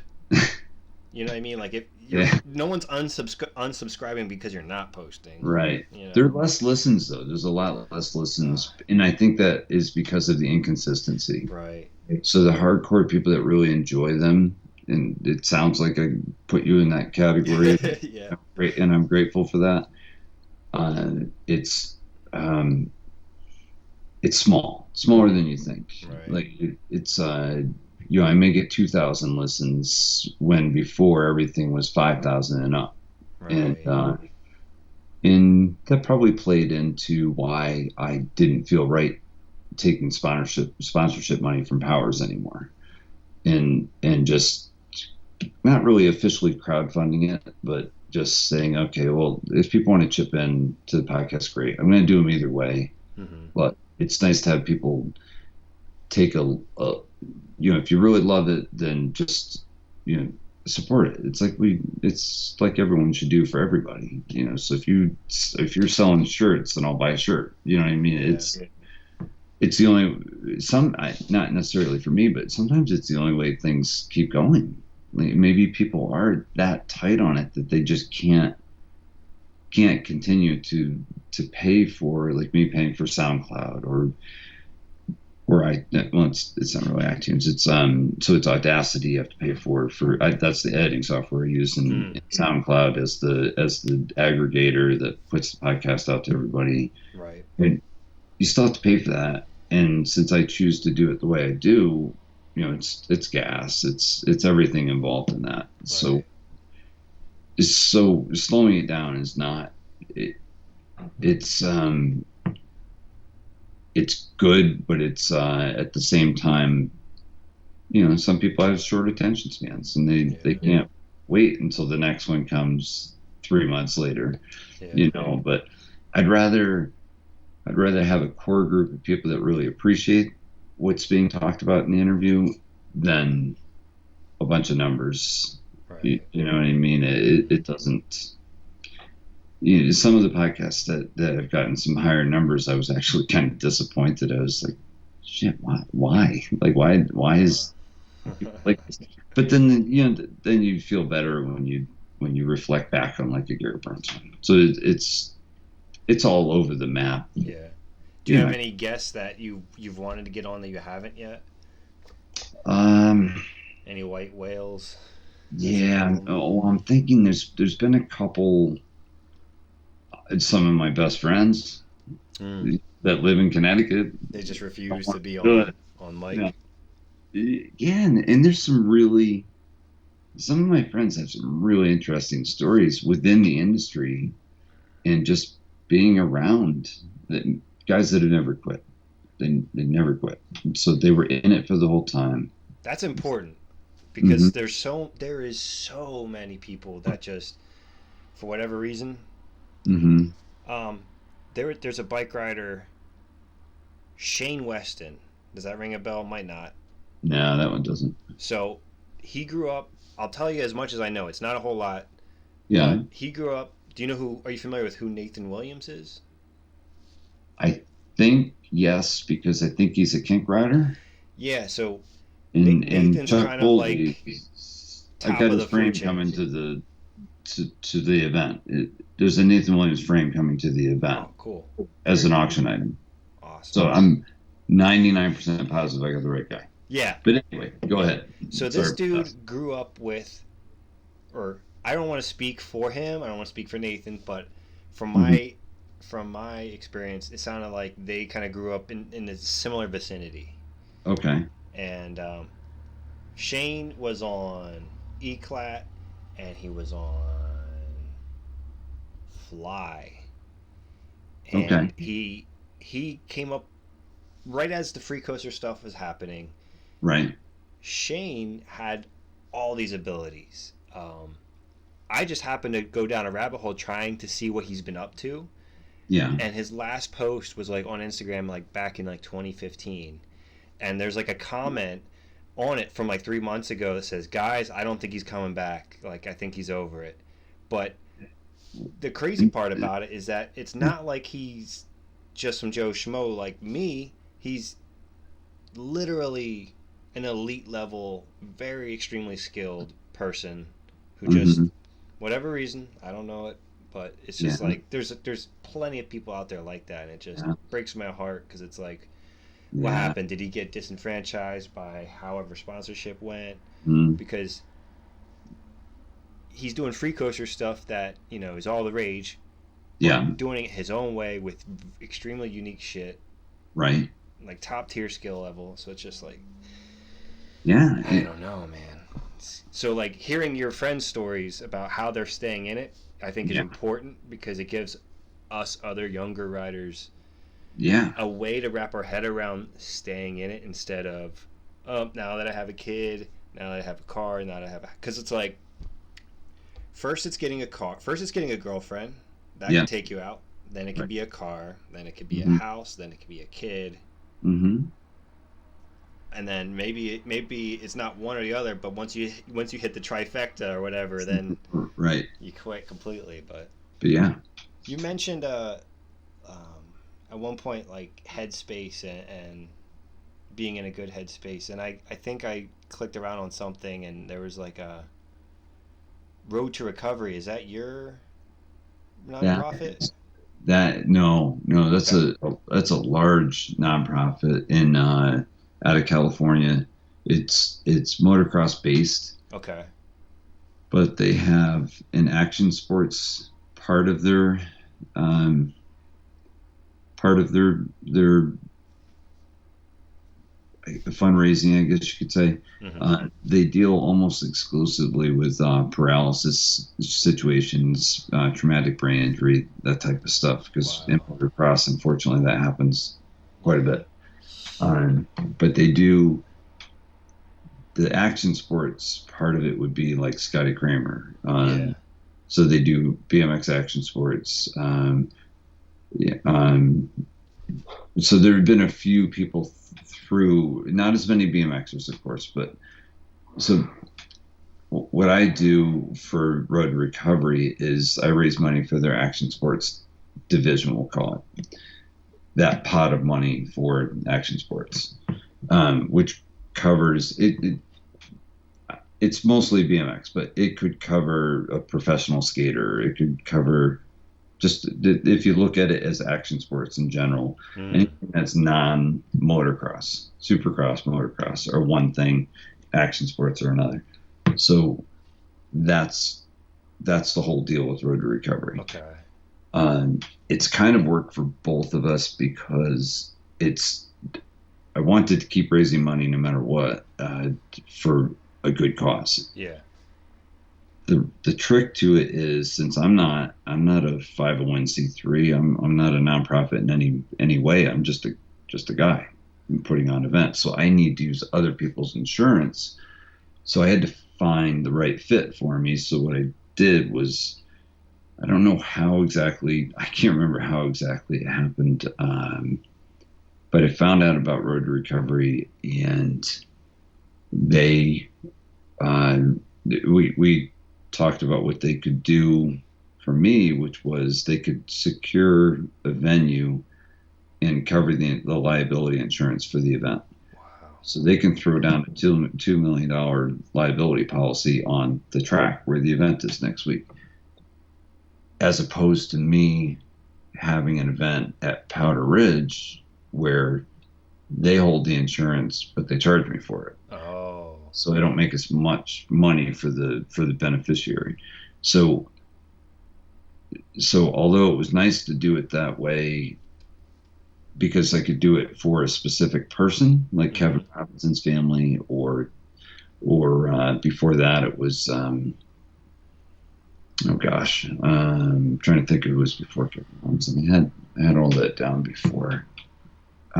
there's actually been 9 events, by the way. There's Nine. but only 8. I did a side shoot off with one of them because the when Scotty started to actually roll around and ride a little bit, Yeah. it was the same year we did the fundraiser for him. So 2 months later we did another one, and he helped out with it, and it was fun. It was a lot smaller. There were maybe 200 people there, but it was at a skate park that had trails attached. It was wild. It was a pretty cool set. The trails weren't great, but they were something. So we did events, dirt and no, I'm sorry. It was all park. I did have one event where they had to ride the skate park and then go through the trail section, Right. because they were really truly directly attached. Um, So did they? So did Road to Recovery help you out this year, or was that just something in previous years? Always, Oh, yeah. really? So basically, I'm just an individual raising money that I send to them. Okay. And actually, it's, technology makes it a lot easier now to have them. Well, now that we have a relationship, they're sending me their tablet, you could say, with their swiper, and we'll have that at registration, check in, where the donation based entries are taken, and so I can collect all the money and have it go directly to them, so I don't have to handle the money and then send it to them, Right.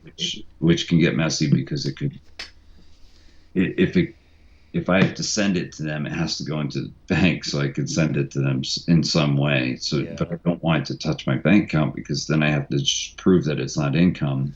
Right. I have to make sure I have all my proof in order, which is easy with them because these guys are professionals. They do this full time. That's all they do is fundraising. Hmm. So it, you know, yeah, road to recovery will is the way to go. Awesome. It's the best way to do it. It covers the tracks rear. It covers everything, all while we're still able to do something for action sports athletes. Right. So it's become somewhat of a reunion too for a lot of people. They get together once a year. Maybe they don't live near enough to each other, but it's Yeah. it's good. It's all good times. But I'm just gonna look real quick. So I did have let's see, because I had to write this down because I kind of forgot for a while. Let's see. John Lee, Steve. Okay, yeah, that's where it changed. So five. It was we did 5 of them: John Lee, Stephen Murray, Scotty Kramer. Scotty helped me with the one at the skate park to dirt, and then you may have seen a video where he actually people were going crazy. He rode around. It's this Willimantic skate park in Eastern Connecticut. He rode around the skate park and then out and then onto the dirt course and rode. We picked a line that was not gaps, obviously. It was Right. a roller line. Rolled all the way, started to lose steam. His friends started to push him so he could get just around the last corner, and it was Oh man. crazy seeing that happen. So then he was in the mode of now raising money to give other people. So that particular year we gave, Chris Hallman, right? Yeah. So it was a smaller event, so we didn't have a lot of money, but we sent some money to Chris Hallman because he was sick and he had big bills. And the other half went to, I wish I could remember his name, is this kid that was on, I want to say he was on, what's it called? Chocolate. Chocolate truck. Yeah. And he got killed in a hit and run. This was Oh. like 5 years ago, maybe something like that. Yeah. It was a nasty situation, but I think his name was like Enzo or yes, something like yep, that. yeah, yeah, that sounds really familiar. Yeah. So I sent money to his family because, I mean, how do you even bury your kid? You know, is as basically as his family, I just sent them the money that we split it between those two people, and I sent them their money, and so that happened once, but I never really talked too much about that one because it wasn't one of the annual events. It's just one that seemed right, you Mm-hmm. know, to do. So we did, so it wasn't as big, but it still had an impact, and we were able to Right. spend money to individuals. So yeah, it was good. It That's was, got to be awesome to know that you're creating some kind of good in the world too. Like it's mhm. like, all right, we're gonna all go ride BMX, and this is something that we all can get broke off on, but we are, you know, helping each other out to some Yeah, degree here. You know. it's hard. It's hard to get anyone to feel quite that way about it because it's most people that do stuff like I do don't do it for any reason but to help. So it's hard to get your mind into that space of I did something really good for someone today. You know what I mean? You're not really thinking about it that way. So it's good to hear Yeah. because I'm sure I'm not the only one that does this. You don't think about yourself. You don't think about the impact. In fact, sometimes you think like, shit, I didn't do enough. Like Mm-hmm. I could have done better. You know what I mean? So it's thank you for saying it. It's something that I need to learn how to start accepting because it's not easy to accept Well, and things like that. being Comments like that. being kind of like I'm in my mid 30s, Hmm. approaching my late 30s. What Uh-huh. I'm noticing is that there is plenty of people who are super excited and pumped about bike riding, Yeah, but very, very few people who want to be consistent, want to do good, and want to help others. So sure. I feel like a lot of young, no, I shouldn't paint the young riders. I should say a lot Mhm. of people my age, once they got old enough to do anything to give back, is Right. about the time where they get burned out or Hmm. change gears and put it down. Right. So it's like if we could motivate people to be excited to even voice their own opinions Yeah. to help gather people together, I think it helps, you know. It's a hard thing. It's a really hard thing because so many people want to ride because they just love to ride. Yep. And they don't necessarily, not everyone's cut out to do it. I'm not necessarily cut out to do it. I just happen to do it and it's it, it just works, you know. Yeah. So The hard part is doing it, not necessarily being good at it. exactly. But that kid that can't, maybe he doesn't want to do it, is the kid that also shows up at the event and pays the $20 and spends some money at the raffle. So Yeah. we still need that kid also. Right. Yeah. But you're right. There's not. I hope there's more. Um, I think I think I know a few that definitely feel that way. I mean, think about anyone that puts on any kind of jam, whether it's a trail jam or a street jam. Andrew, the guy that is from Binghamton area but moved to Pittsburgh for a while, now he's back. Andrew, oh jeez, Vargason maybe something. Yeah. With the He, glasses. yes, yeah, Yeah. yeah, yeah. That's funny. And the reason I oh, him, he, I see him in before he moved back. Actually, I saw him last winter, which was nice because I hadn't seen him in a while. But he puts on a few events around Binghamton. Yeah. Um, I think I don't know. There's no easy answer to it. Right. People, and you're exactly right. If a kid is only in it for 5 years or an adult, either way you want to cut it, Right. that isn't really going to take that quickly. Right. It'd be the only reason it took for me what appeared to be quickly is because of the 20 years before that, the 80s and 90s. Not Mm-hmm. I think it was like 17 or 18, almost the same amount of time I did it. I was away for it and then I've been back for Mm-hmm. it. So just not many people. That's what makes me different, and maybe makes it work because when I came back into it, I wanted to give. I didn't want to, I had received Right. enough, you Yeah. know. That window has, Hmm. you know, I don't want to say come and gone, but like Hmm. if there was any kind of ego attached, it probably got diluted in the 20 years Oh of yeah, not doing it. yeah, Yeah, yeah. Oh, absolutely. yeah, But it also makes it easier because since you don't know everybody, you're not sweating all these people. You know what I mean? yeah. Don't really know them. So for me to sit down with Garrett Burns and think he's Garrett Reynolds, I'm not phased by it. Like I'm not phased. Oh man. And Yeah. that was, trust me, it was a conversation over the phone, but it was funny when I saw him because I had to bring back the joke because I don't care what anyone. I don't want to say I totally don't care. Everyone cares a little bit, but you try to make it as little as possible if someone's being critical of you. But I didn't care what anyone thought about me making that, telling that joke Yeah. about Garrett Reynolds. It was funny. Yeah. And what's the harm in saying something like that? It doesn't No. doesn't matter. But There needs to be more comedy in these things. I can supply the comedy just by living, Yeah. just by seeing having people see me live.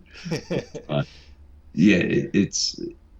I hope something. I hope more people do it. Like I would help anyone do it. I would just to have someone pick it up at some point because I don't. I feel awful even saying this. I don't want to do it forever. Right. It's I at some point Joe's got to think about Joe a little more. You know what I Yeah. mean? Because Yeah. I could still ride, but I'm not gonna be able to ride at a level that I want to forever. I mean, so I kind of want to enjoy some of those years too.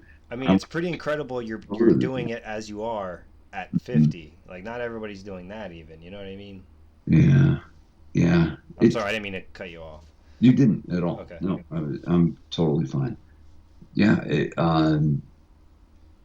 yeah. I guess since I don't have a lot of comparisons, I mean, who else puts on jams? I mean, you, Trey Jones puts on a jam, and it's awesome and it's amazing, and it would only be that big if he was Trey Jones. Right, cuz he's got the energy to do it. Well, not only that, but he's got endless connections and people that believe in what he's doing, and Mhm. that's awesome. But he does have the name that's going to open doors more than I can. And unfortunately, there's people that are less connected than I am. Most people that would want to do it, they have to have some kind of way to kind of build that connection. So maybe the way I should look at it is help them build a connection and then just keep helping them build more and more connections because I can't just hand off my contact at wherever and think that they're going to just treat that guy the way they treated me. Right. Because they don't know, they don't, are they sending stuff to like just an empty, an empty house? They don't know, they don't, you have to build trust in the whole thing. And it definitely helps to know, to have some connection, Yeah. like Cult's an easy one because Robbie is, I grew up around him, so that it's, but those kind of, that's where I'm stuck. Hmm. It's like, I, and I wish, and this isn't on Trey or anything bad about Trey, but because I like to raise money for this particular group at this time, it'd be nice if he could at least take some of that and put it back into some part of BMX where it's needed. Um, and I don't know. I don't have the answer to it. I think what he does is amazing. It's really truly amazing. I also think that I don't know if he makes a dime at it, and I don't care if he does. In fact, I kind of hope he does make good money out of it because it's a lot of work. What he does is Right. a tremendous amount of work. What he does, it's crazy. So Yeah, anybody talking shit is clearly, nominated to throw their own jam. exactly, and they should. I think that people should. I Mhm. think so. Andrew does some that are good for the BMX community, and there's other people like Andrew doing them like that Yeah. too. But we're And Andrew's talking. jam is one of my favorites because Oh, is it? it's at Derek Nelson's place where Okay. Derek create like every time I go there, I'm like, wow, I'm not creative at all. I'm over here thinking I'm a hoity-toity graphic designer. I Yeah. go over there and I see his stuff, and I'm like, this is real creativity. Yeah. Yeah. Yeah. He just welds shit together, and it's like a sculpture that you can also ride. And then for the jam, they'll bring out a car that you're Mhm. allowed to do whatever you want to, but they'll put like Okay. transition up to the car too, and it's like for a Uh, lot of us kids, mhm. people, bike riders, I shouldn't say just say kids, we've Mhm. always wanted to jump on a car, but you're never quite sure if you can get away with doing that Right. on the streets. That's funny. And so it's like, oh, now we get to do it. And then like at the very end of the jam, they'll bring Mhm. out a battle axe, and everybody's taking the axe to the car. Jeez. That's pretty wild. Yeah, Just to find the car. I mean, again, it takes work. You it got to takes a plan lot that of work. out. And they had a ring that they were going to do like a ring of fire that you could jump through. And I think Oh, it's like an apparatus that they just have in the back. Because okay. I'm pretty Yeah. positive Derek, being the metalsmith that he is, Yeah. Yeah. probably just made it. Yeah. And the last time they had it there, they said it was too hot for the fire, so they just hooked up a hose to it, and it was just Uh-huh. a circular water sprinkler that you had to bunny hop like this, about this high to get through, Yeah. which is pretty small bunny hop. But Yeah. I Right. was terrified that I was going to case it and ruin it and break it for everybody. Oh, right. Right. Right. So when Yeah. I bunny hopped through it, I like cringed jumping through it. Uh-huh. But That's funny. I didn't realize you got that creative with them. That's oh man, awesome. they're amazing. I mean, it's not like a huge turnout, but I invite everybody I know to come to them because it's like my favorite jam. It's Yeah. just, I mean, it hasn't happened in like a year or two now because they first got shut down with COVID, and then All right. something happened with, I don't know if it was zoning or what, but they kind of had to. They couldn't have a car Yeah. down. They couldn't have a bunch of rambunctious kids and a car and Hmm. shit going on the one last year, I guess, and At a public park, yeah. right? Well, no, it's private property. It's Oh, it is. Okay. Derek's property, Oh, okay. but All right. they Yeah. So why would they, unless a neighbor had an issue, I don't know why that would really be. yeah, it's legitimately like amongst a whole neighborhood, but Okay. it's sunken down Yeah. Yeah. kind of in its own little spot, and it's a residential, or not residential, it's a commercial property, Sure. fairly big. So like even if you're on the street where like all the houses are, Yeah. you're barely hearing any of the commotion. So I don't know what's going on with it, but I definitely hope that they bring it back. Right. But shout out to them for sure. Yeah. Absolutely. Yeah.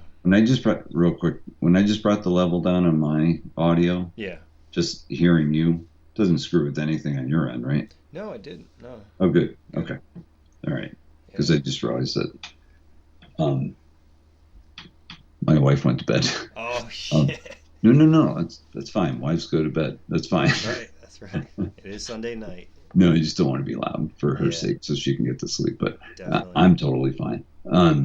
Yeah. So it's tricky. I mean, we're really talking about when we're talking about jams. I mean, there's keeping BMX, introducing more people to BMX through a jam. Like me and a whole bunch of other people that were nice enough to help me this weekend handed out a ton of flyers, which I normally don't do for the event. So I'm hoping there's like some new families that come to the event, and I'm hoping something will come out of it that'll be someone that I can either partner with or something, and just keep.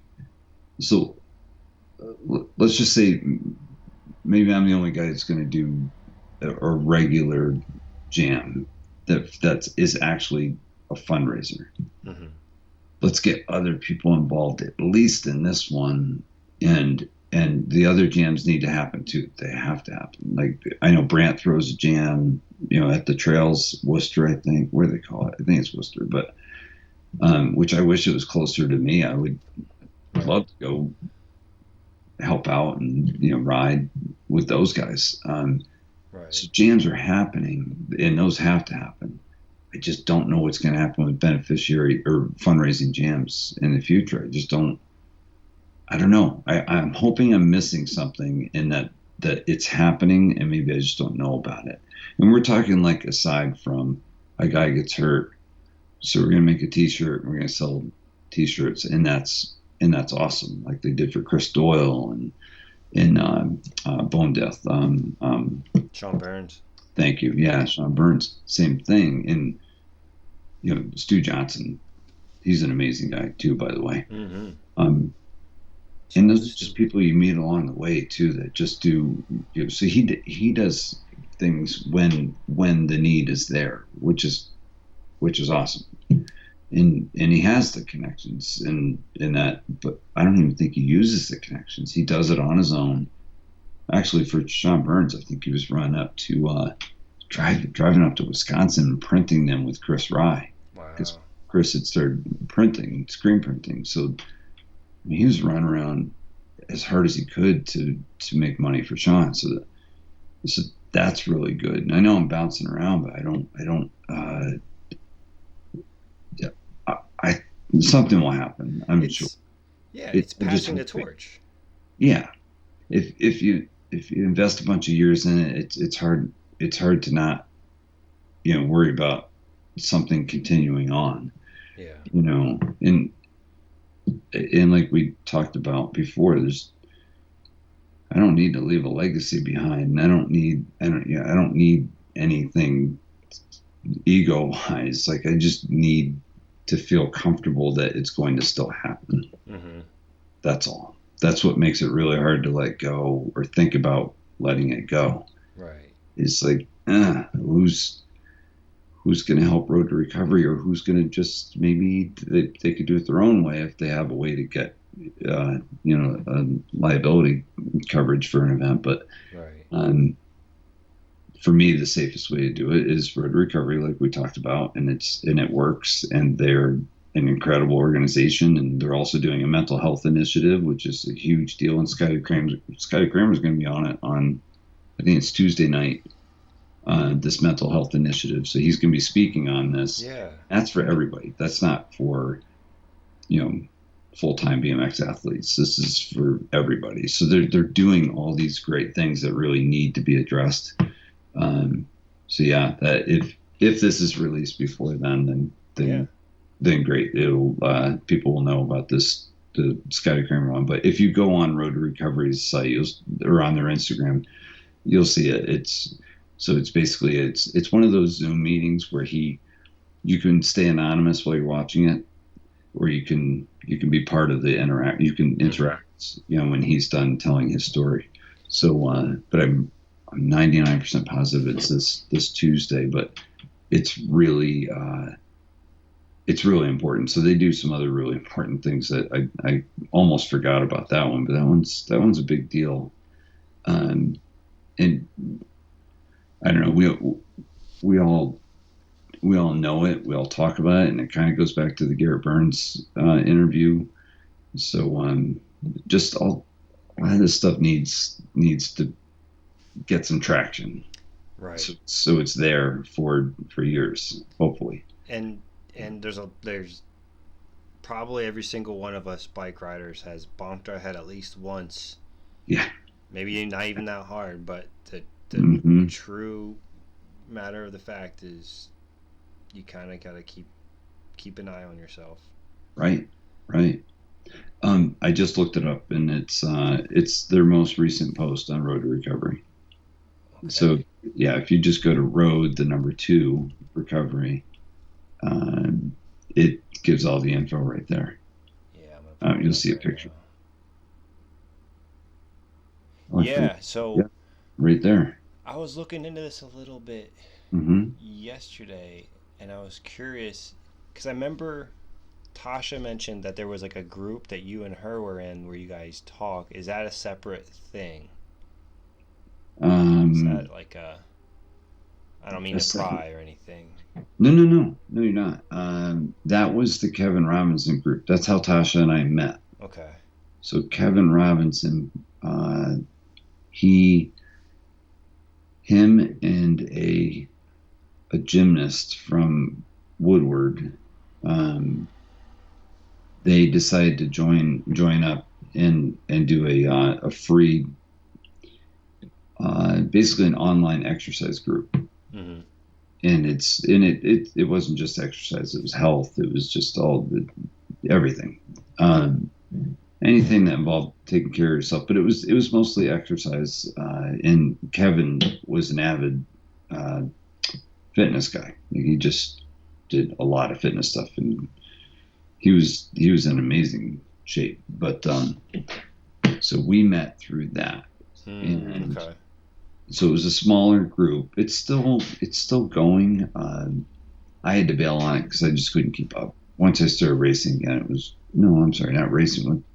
I think it's just everything just got up. It was just it was too hard to do that as well. Right. But Gotcha.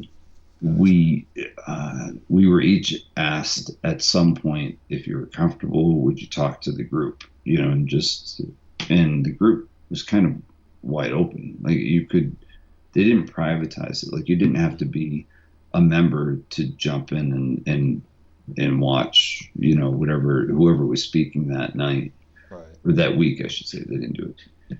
They didn't speak every night, but so anyway, I'm pretty sure Tasha told her story and I told my story, and just about just health in general, and like maybe things that scare you and keep you inside a box instead of working outside of the box, out of your comfort zone, I should say. Right. Um, so yeah, that's probably what I'm sure that's what she was talking about. And for me, it was a big step to do that. So that was pretty cool to have Kevin Robinson and um, Alyssa is her name, um, just there to kind of support that and have the whole group be like, "You're brave." Mm-hmm. It's so awesome that you just shared your story that's people need to hear. So that's what she's talking about. Gotcha.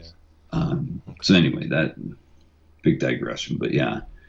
Oh Uh, yeah, that's but that's how the whole Kevin Robinson connection thing started, and it was funny because right before they started that, I went to Providence to watch that 100-foot backflip. oh Remember really? that? That was live on TV. Oh man. That was scary crap right there. It was really scary. Getting towed in by a motorcycle, crashed the first time, got back up. Kids are crying. Like it's just scary because you're watching your dad do something completely insane, Yeah. and then he landed the second go, and it was crazy. It was something amazing to watch. And then somehow I end up with this in this exercise group with him when the group would meet once a year, and we would do like a fun. It was kind of like a Spartan race, but like a kid version of it. Right. That I think was held at their kids' elementary school. And so we would go and do that. That's the one time a year we would all meet up. So I would see Tasha there. But once she moved from not Wisconsin, where did she move from? Trying to think, Michigan? somewhere way out there. Somewhere out Uh, there, yeah. Michigan? No? I don't think Nebraska. Nebraska. That's Yeah, right. yeah, I'm pretty sure it was Nebraska. So she moved out to Eastern PA, and then now she was even closer to all of us. So she came for a few of those too, which was Mhm. which was really cool. But she's awesome. Her boyfriend Jess is awesome. They're just good people. Yeah. Um, Shout out to them. yeah, absolutely. But So, I don't know. It's I feel like I went in circles with you on the jam thing, but no, we're good.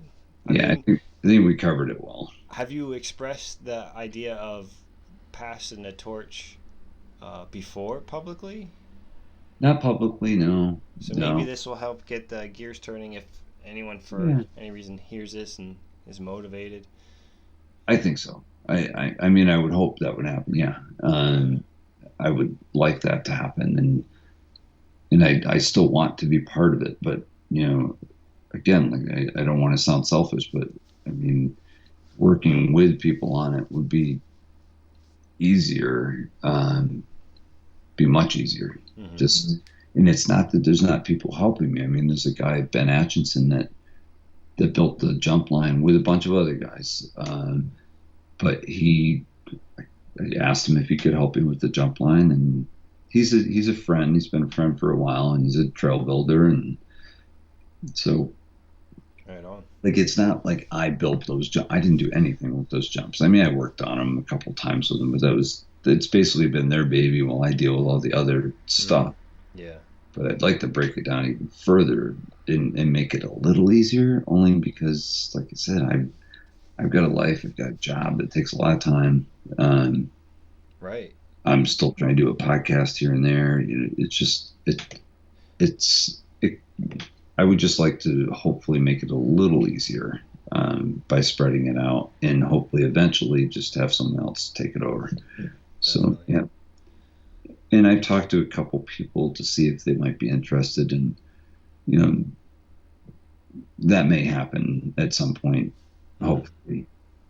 But like anything, and sometimes you have to force people into volunteering. You know what I mean? It Yeah. happened to me this weekend. They were like, "You're here all the time. Can you help with this during this?" Because it was a big race weekend at this one track. All the races were at this one track, and the volunteers are being spread pretty thin. So Yeah. they just how some volunteering works. The leader will come up to you and say, "Are you going to be here Friday?" I'm like, "Yeah, of course. I'm always here." "Oh, good. And then you can volunteer doing this thing over here." And I was like, "Gosh, shit, I really need to be working on the jam this weekend too," but it'll all work out. Right. So anyway, so that maybe it's going to come down to that. That I'm just going to say, "Hey, what are you doing next year on July? Whatever." Mm-hmm. "Oh, I don't know." "Well, I know this is what you're doing." Yep. Maybe I have to be more direct with it, but we'll try the soft approach first. Yeah. Might as well, right? Yeah, yeah, exactly. Well, one last time here. Where is Sure. where can it's at Trumbull Racetrack. Oh, yeah, yeah, yeah, yeah. It's the Trumbull, Road to Connecticut. Recovery Jam. So it is called Road to Recovery. Okay, so that's where I got the name and everything. Yes. Yeah, yeah, Gotcha. yeah. Okay. It's always the same name now because it goes to that action sports division. Gotcha. So anyway, um, yeah, it's this coming weekend, the 17th, from basically 9 to 5. Right on. Um, Got a whole and lot of sponsors. anyone, the track's open, so people can just ride the track if they don't want to do any of the events or ride any of the big jumps. Oh, that's cool. Or even if they don't want to hit the airbag jump, like they can just ride around the BMX track. Yeah. There's or they could just spectate. I mean, there's plenty to watch. Yeah. There's a lot of stuff going on, so it's good. I hope we do. We do well with it. It's and I hope people have fun. I mean, I haven't been to one yet where people that I've left and said, "Oh yeah, it sucks. Seems like nobody had a good time." Yeah. That's never happened. So Right. so And we'll it looks see. like you guys got plenty of goodies to hand out here too. Oh man, I'm not even caught up on posting either. There's that S&M box of stuff. Holy cow! Yeah. Uh, Holy uh, shit. yeah, I told them. There's a guy Doug that works at S&M. Chris Moore gave him the okay, and I worked with this guy Doug, and I said, we got a lot of bikes, more than I usually get. We have 8 completes. Right. I don't think did I tell you that already? You did not, but yeah, Yeah. I'm seeing them It's here. I mean yeah, there they are. I mean that's a bunch of them, but there's a Tosh Lucas Fairdale. There's Yep. a Very cool. there's 2 GTs. One of them's a kind of, I guess you call it like a lifestyle bike, but that it's a 29er, that one there. Yeah. The bike behind it's a 22. Oh wow. SE sent a 16-inch bike. Sabrosa sent a, oh my gosh, I forget which bike they sent. That one. Yeah, tiny That guy. 16-inch bike. 18 maybe or I think it's a 16. I'm almost right. positive. Yeah, it says it right here. Okay. Well, that does mean it's right. I wrote that. But no, I'm pretty sure it's a 16. So you got 2 16s. I got A Colt. I got a Colt 20-inch right there. Um, Yeah. and then I got the 22, the 24, because I have a kink. It isn't posted yet, but I have a kink drifter, Right which on. is a 24-inch bike, which is really cool. And then I have the Fairdale is a 26-inch, I believe. Um, Right on. and It's cool looking. so anyway, there's yeah, it is. Even the box, even the bike box. I mean, Yeah. Taj is amazing. it's crazy. Like he made the bike box something that a kid could cut, or you could cut it for a kid to turn into Yeah, like homes. a little fort. You know what I mean? Like it's Yeah. At the very least, you can have your cat playing it. yeah, yeah, exactly, Have you exactly. had Taj on your pod? No, he said he would do it though, because I did Oh, ask him. very But cool. but I'd have to go to the northernmost reaches of Michigan to do it. So Oh, is that where he's at? yeah, yeah, he's in northern Michigan. Wow. He's pretty far up there. Right Yeah, he warned me. He's like, it's I'm 3 hours from the airport, something like that. on. So it's like, holy cow! All right. So maybe someday it'd be nice if we could meet somewhere kind of in between. But Right. um, Cleveland's always good, but that's still far for him. And I don't know how often he goes out, and I don't know how often he goes to anywhere, and I don't know if he goes to parks or not. Right. I'm not really sure what he's up to. I don't know what his physical state is. I know he can ride like a full size bike, That's good. but I don't know about a BMX bike. I don't know. I mean, these guys have taken such a beating over the years. Oh It's my God. crazy, Yeah. crazy. So I don't know where he's at. I know the guy is funny, and he would be a really good interview for sure. So Right. maybe sometime, if it's meant to be, it'll happen. Definitely. And I think everybody would love to hear it too. Yeah. And you had asked, I never answered your question on who I haven't interviewed that I want to. Yeah. And I guess I kind of said my friends. And you know what? I think I'm good sticking with that answer because it's probably easier to say that I've learned who the type of people I shouldn't push for interviews with, Mm. because some of them I've been blown off a few times. Like, and you know what? I don't mind if people hear this, but I, some things that have happened are like, are you serious? Like, I can't believe you just wasted my time. Like, so some shit like that happens, and it's hard, but I'm too mature to throw people's names out there, um, but it's not right. Like, Yeah. don't do that to anybody. I don't know. It's not about just about me. It's like, don't do that to anybody. And it's weird because they're like the nicest people. So, Mm. and maybe it's me. Maybe I put off some vibe they weren't comfortable with. I have no idea. But at least communicate and say, you know what, it's not going to work out. Yeah. That part of doing the face to face thing, that sucks. When that happens, Yeah. I guess it's that because sucks. I was gonna say I'm kind of used to getting flaked out on because it's like Yeah. if you don't know me that well, and then Hmm. we're gonna communicate via an internet connection, Yeah. it's so easy to blow me off because we're just on the Oh, internet. yeah. But then I guess on the other end of it, like if someone Yeah. blows you off and it's an in-person thing, that's gonna hurt a little bit more too. I mean, the two times it happened, it was at events. Mm, So I right. was at the event anyway.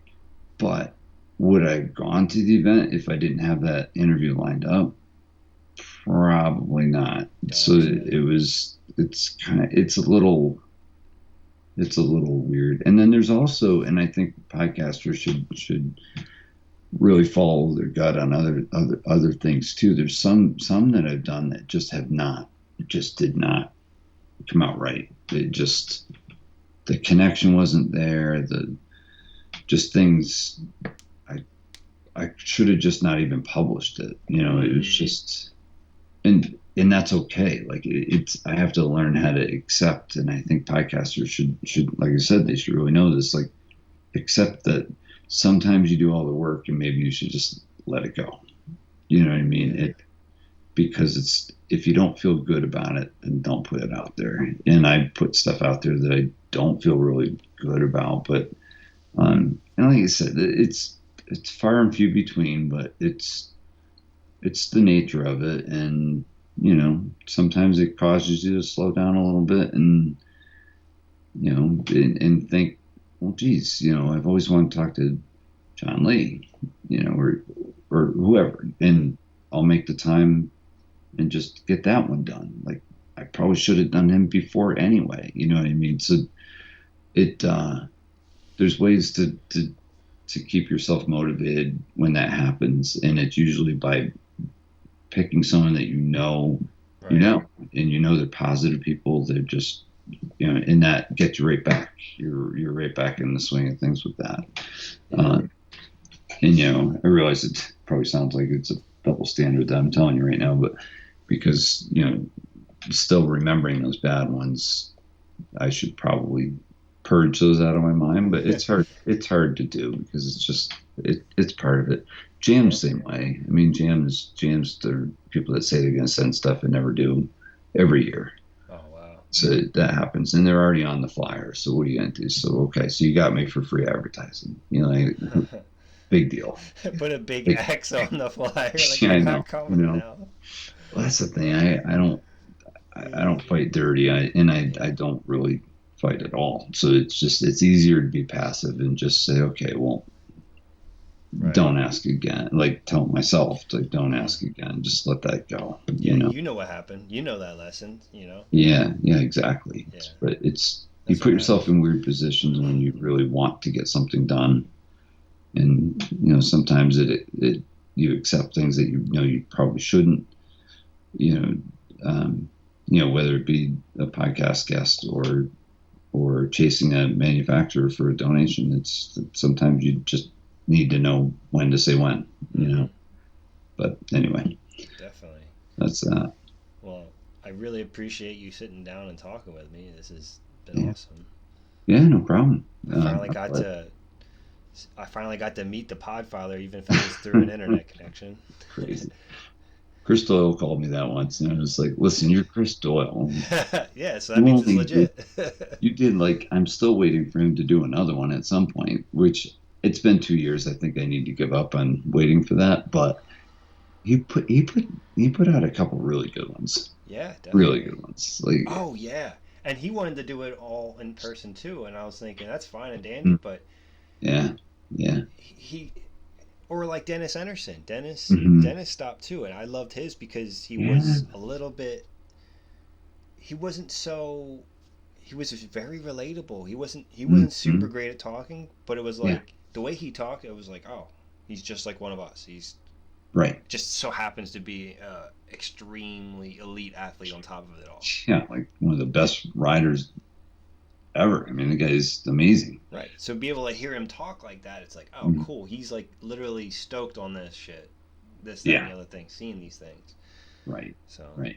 Yeah, absolutely. And there's lots of other ones too. I mean, I wish Casey Smith would put out a little more. I think his are very honest. They're very he doesn't care about anything he says, and I think that's cool. And I think Ryan Fudger actually said something about Casey's podcast and said, "I wish this guy would put out more because he's not afraid to talk shit and just say what's up." and what's the name of Casey's podcast?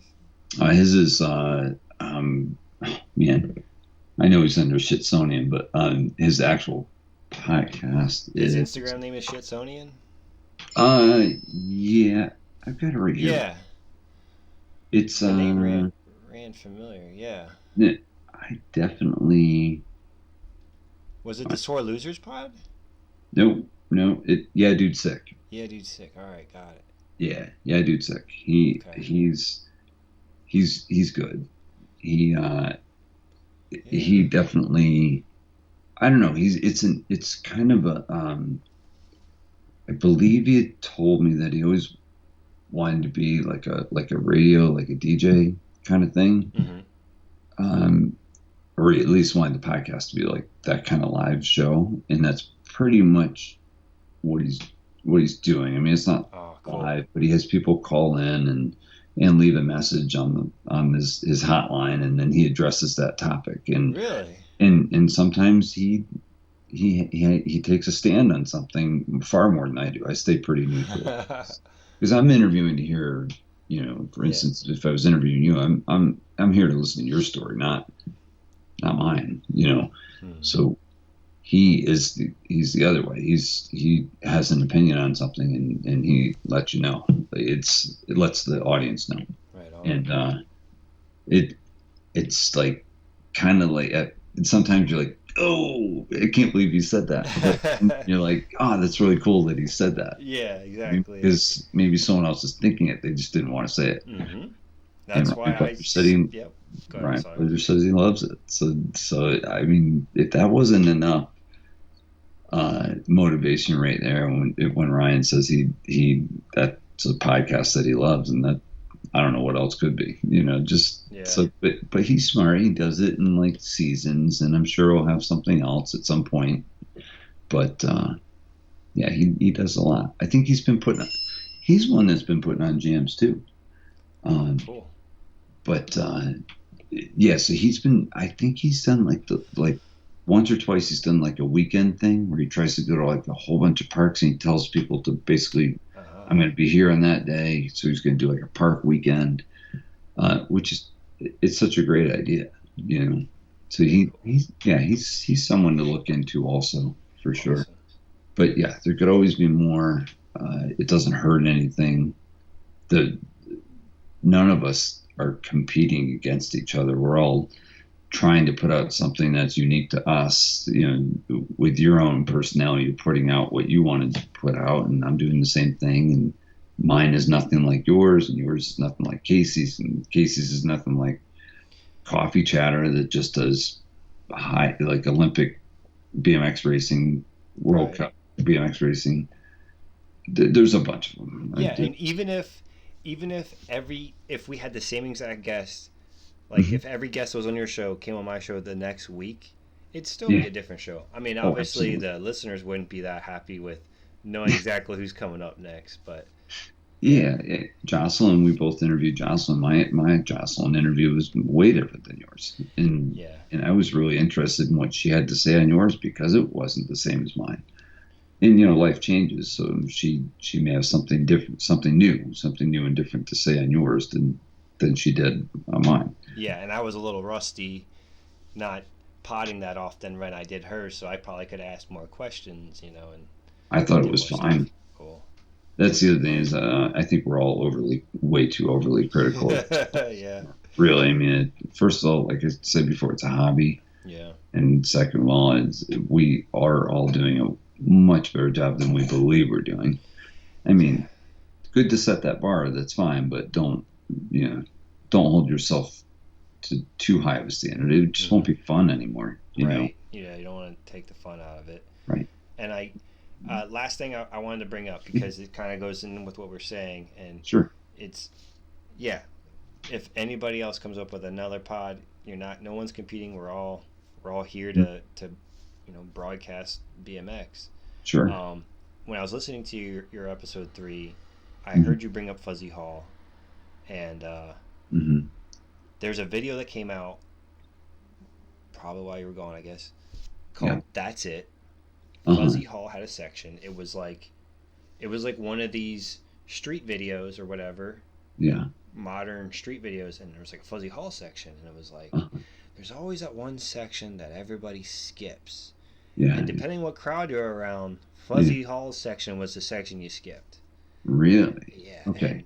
and the one day I'll just put it out there. We'll take it out if we have to take it out. The one day I was really baked, and I'm watching the Fuzzy Hall section. I'm Uh-huh. watching the whole DVD, but Yeah, sure, and sure. I'm like watching it, and I'm realizing you don't hear him land. He's landing so smooth. Like every single thing he was doing was so smooth. And I was Yeah, yeah. and I immediately had a new respect for him. I mean, obviously he's Yeah. clearly a huge legend. Like I didn't disrespect him before, but after Sure. that I was like, no, this dude, fucking boss. So Yeah. Yeah. shout out to him and just not hearing people land. Right, right. No, and I would guess the only reason I would have brought him up is back in the very early 90s, like 91, 92. um, I would enter like the infancy of jumping contests, Hmm. which were jumps they were at the end of the day at a national. Uh, Okay, yeah. so I did at least one with him in Louisville, Kentucky, and him and this other guy, Jimmy Garcia, were just killing it. Taj was in that one too. Taj, that was Damn. old Taj. It was a long time ago, but I was in it too, Holy and shit. it was just crazy because I was riding with Fuzzy and these other guys, and it was cool. It was really cool. So it's Hell yeah. I'm fortunate that that stuff happened, and I did one or two in Columbus, Ohio, too, and during an indoor race. It was just fun stuff like that. It's like you can't. I've been, like I said before, I've been able to enjoy some really good times in BMX. It's not. I didn't make any money or anything. It was just I just was exposed to a lot of cool stuff. Exposed myself to a lot of cool stuff like that jumping contest and being in the final 10, with Esther and Fuzzy and just all these people that I don't know. I just feel lucky. That's all. Right. So it's good stuff. But yeah, that dude's amazing. And he wrote recently too. Because did you see the first of that Dirvana? It's called. Dirt. Oh, I don't know. Yeah, that one you have to search. You can do it after. It's Yeah. just Dirt and then VANA. Okay. Dirvana. But he's in that. Michael Laren, Kevin Peraza, and the girl I've interviewed twice. She was in the Olympics. Peyton Ridenauer. She's on Mongoose for racing. So those four are in there, and Lee Ramsdell you have to watch it to see it, but he's a Oh, cool. character in that, and it's really funny. It's cool. Awesome.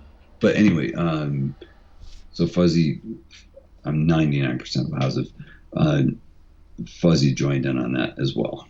Very cool. So he still rides. From what I understand, he still rides. I don't think he lives that far from Mike Aiken even. So I Right. think Like in Utah. yeah, Hmm. yeah. So I'm pretty sure those guys have spent time together riding when Mike's up to it, and Yeah.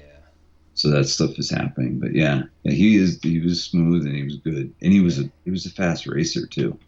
Damn. Yeah. So there's I don't know a That's lot of what's up. yeah yeah definitely. I'm Cool. This weekend we'll find out who the fast racer is that can also jump. I can't wait to share that part with you Yeah.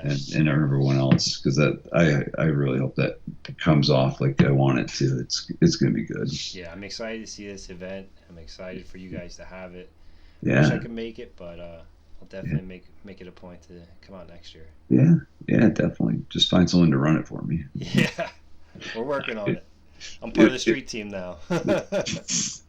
I might just volunteer you like the guy did to me this weekend. Oh man, Yeah, I'll have to rent a car. I gotta have the date. Hey, what are you doing July 24th, 2023? Yeah. You know, you better have your excuses ready. Yeah, send the Google Cal invite a year early. It'd be great. Yeah, exactly, Well, exactly. well, awesome, Joe. I'm really happy that you sat down and shot the shit with me for as long as you did. I appreciate it. Yeah, and we killed a bunch of subjects. We definitely knocked some down. Yeah. Thank you. Yeah. Thanks for making it happen. I know we talked about it for a little bit, and it's if things are meant to be, they're meant to be. They happen eventually. Yeah, I appreciate you hanging on because it was like, I think I emailed you in January about it. I was Oh, like, as soon as I get my shit straight, yeah, let's get on. It takes a while to get uh, your shit straight, man. no, it's all good. It's all good. I know how it works. We both know how it works. So Definitely. I'm totally cool with it. Awesome. Well, good luck with the event, and I'll reach out to you soon. All right, sounds great. Thanks. Thank you. Thanks for the experience. Definitely. All right, take care.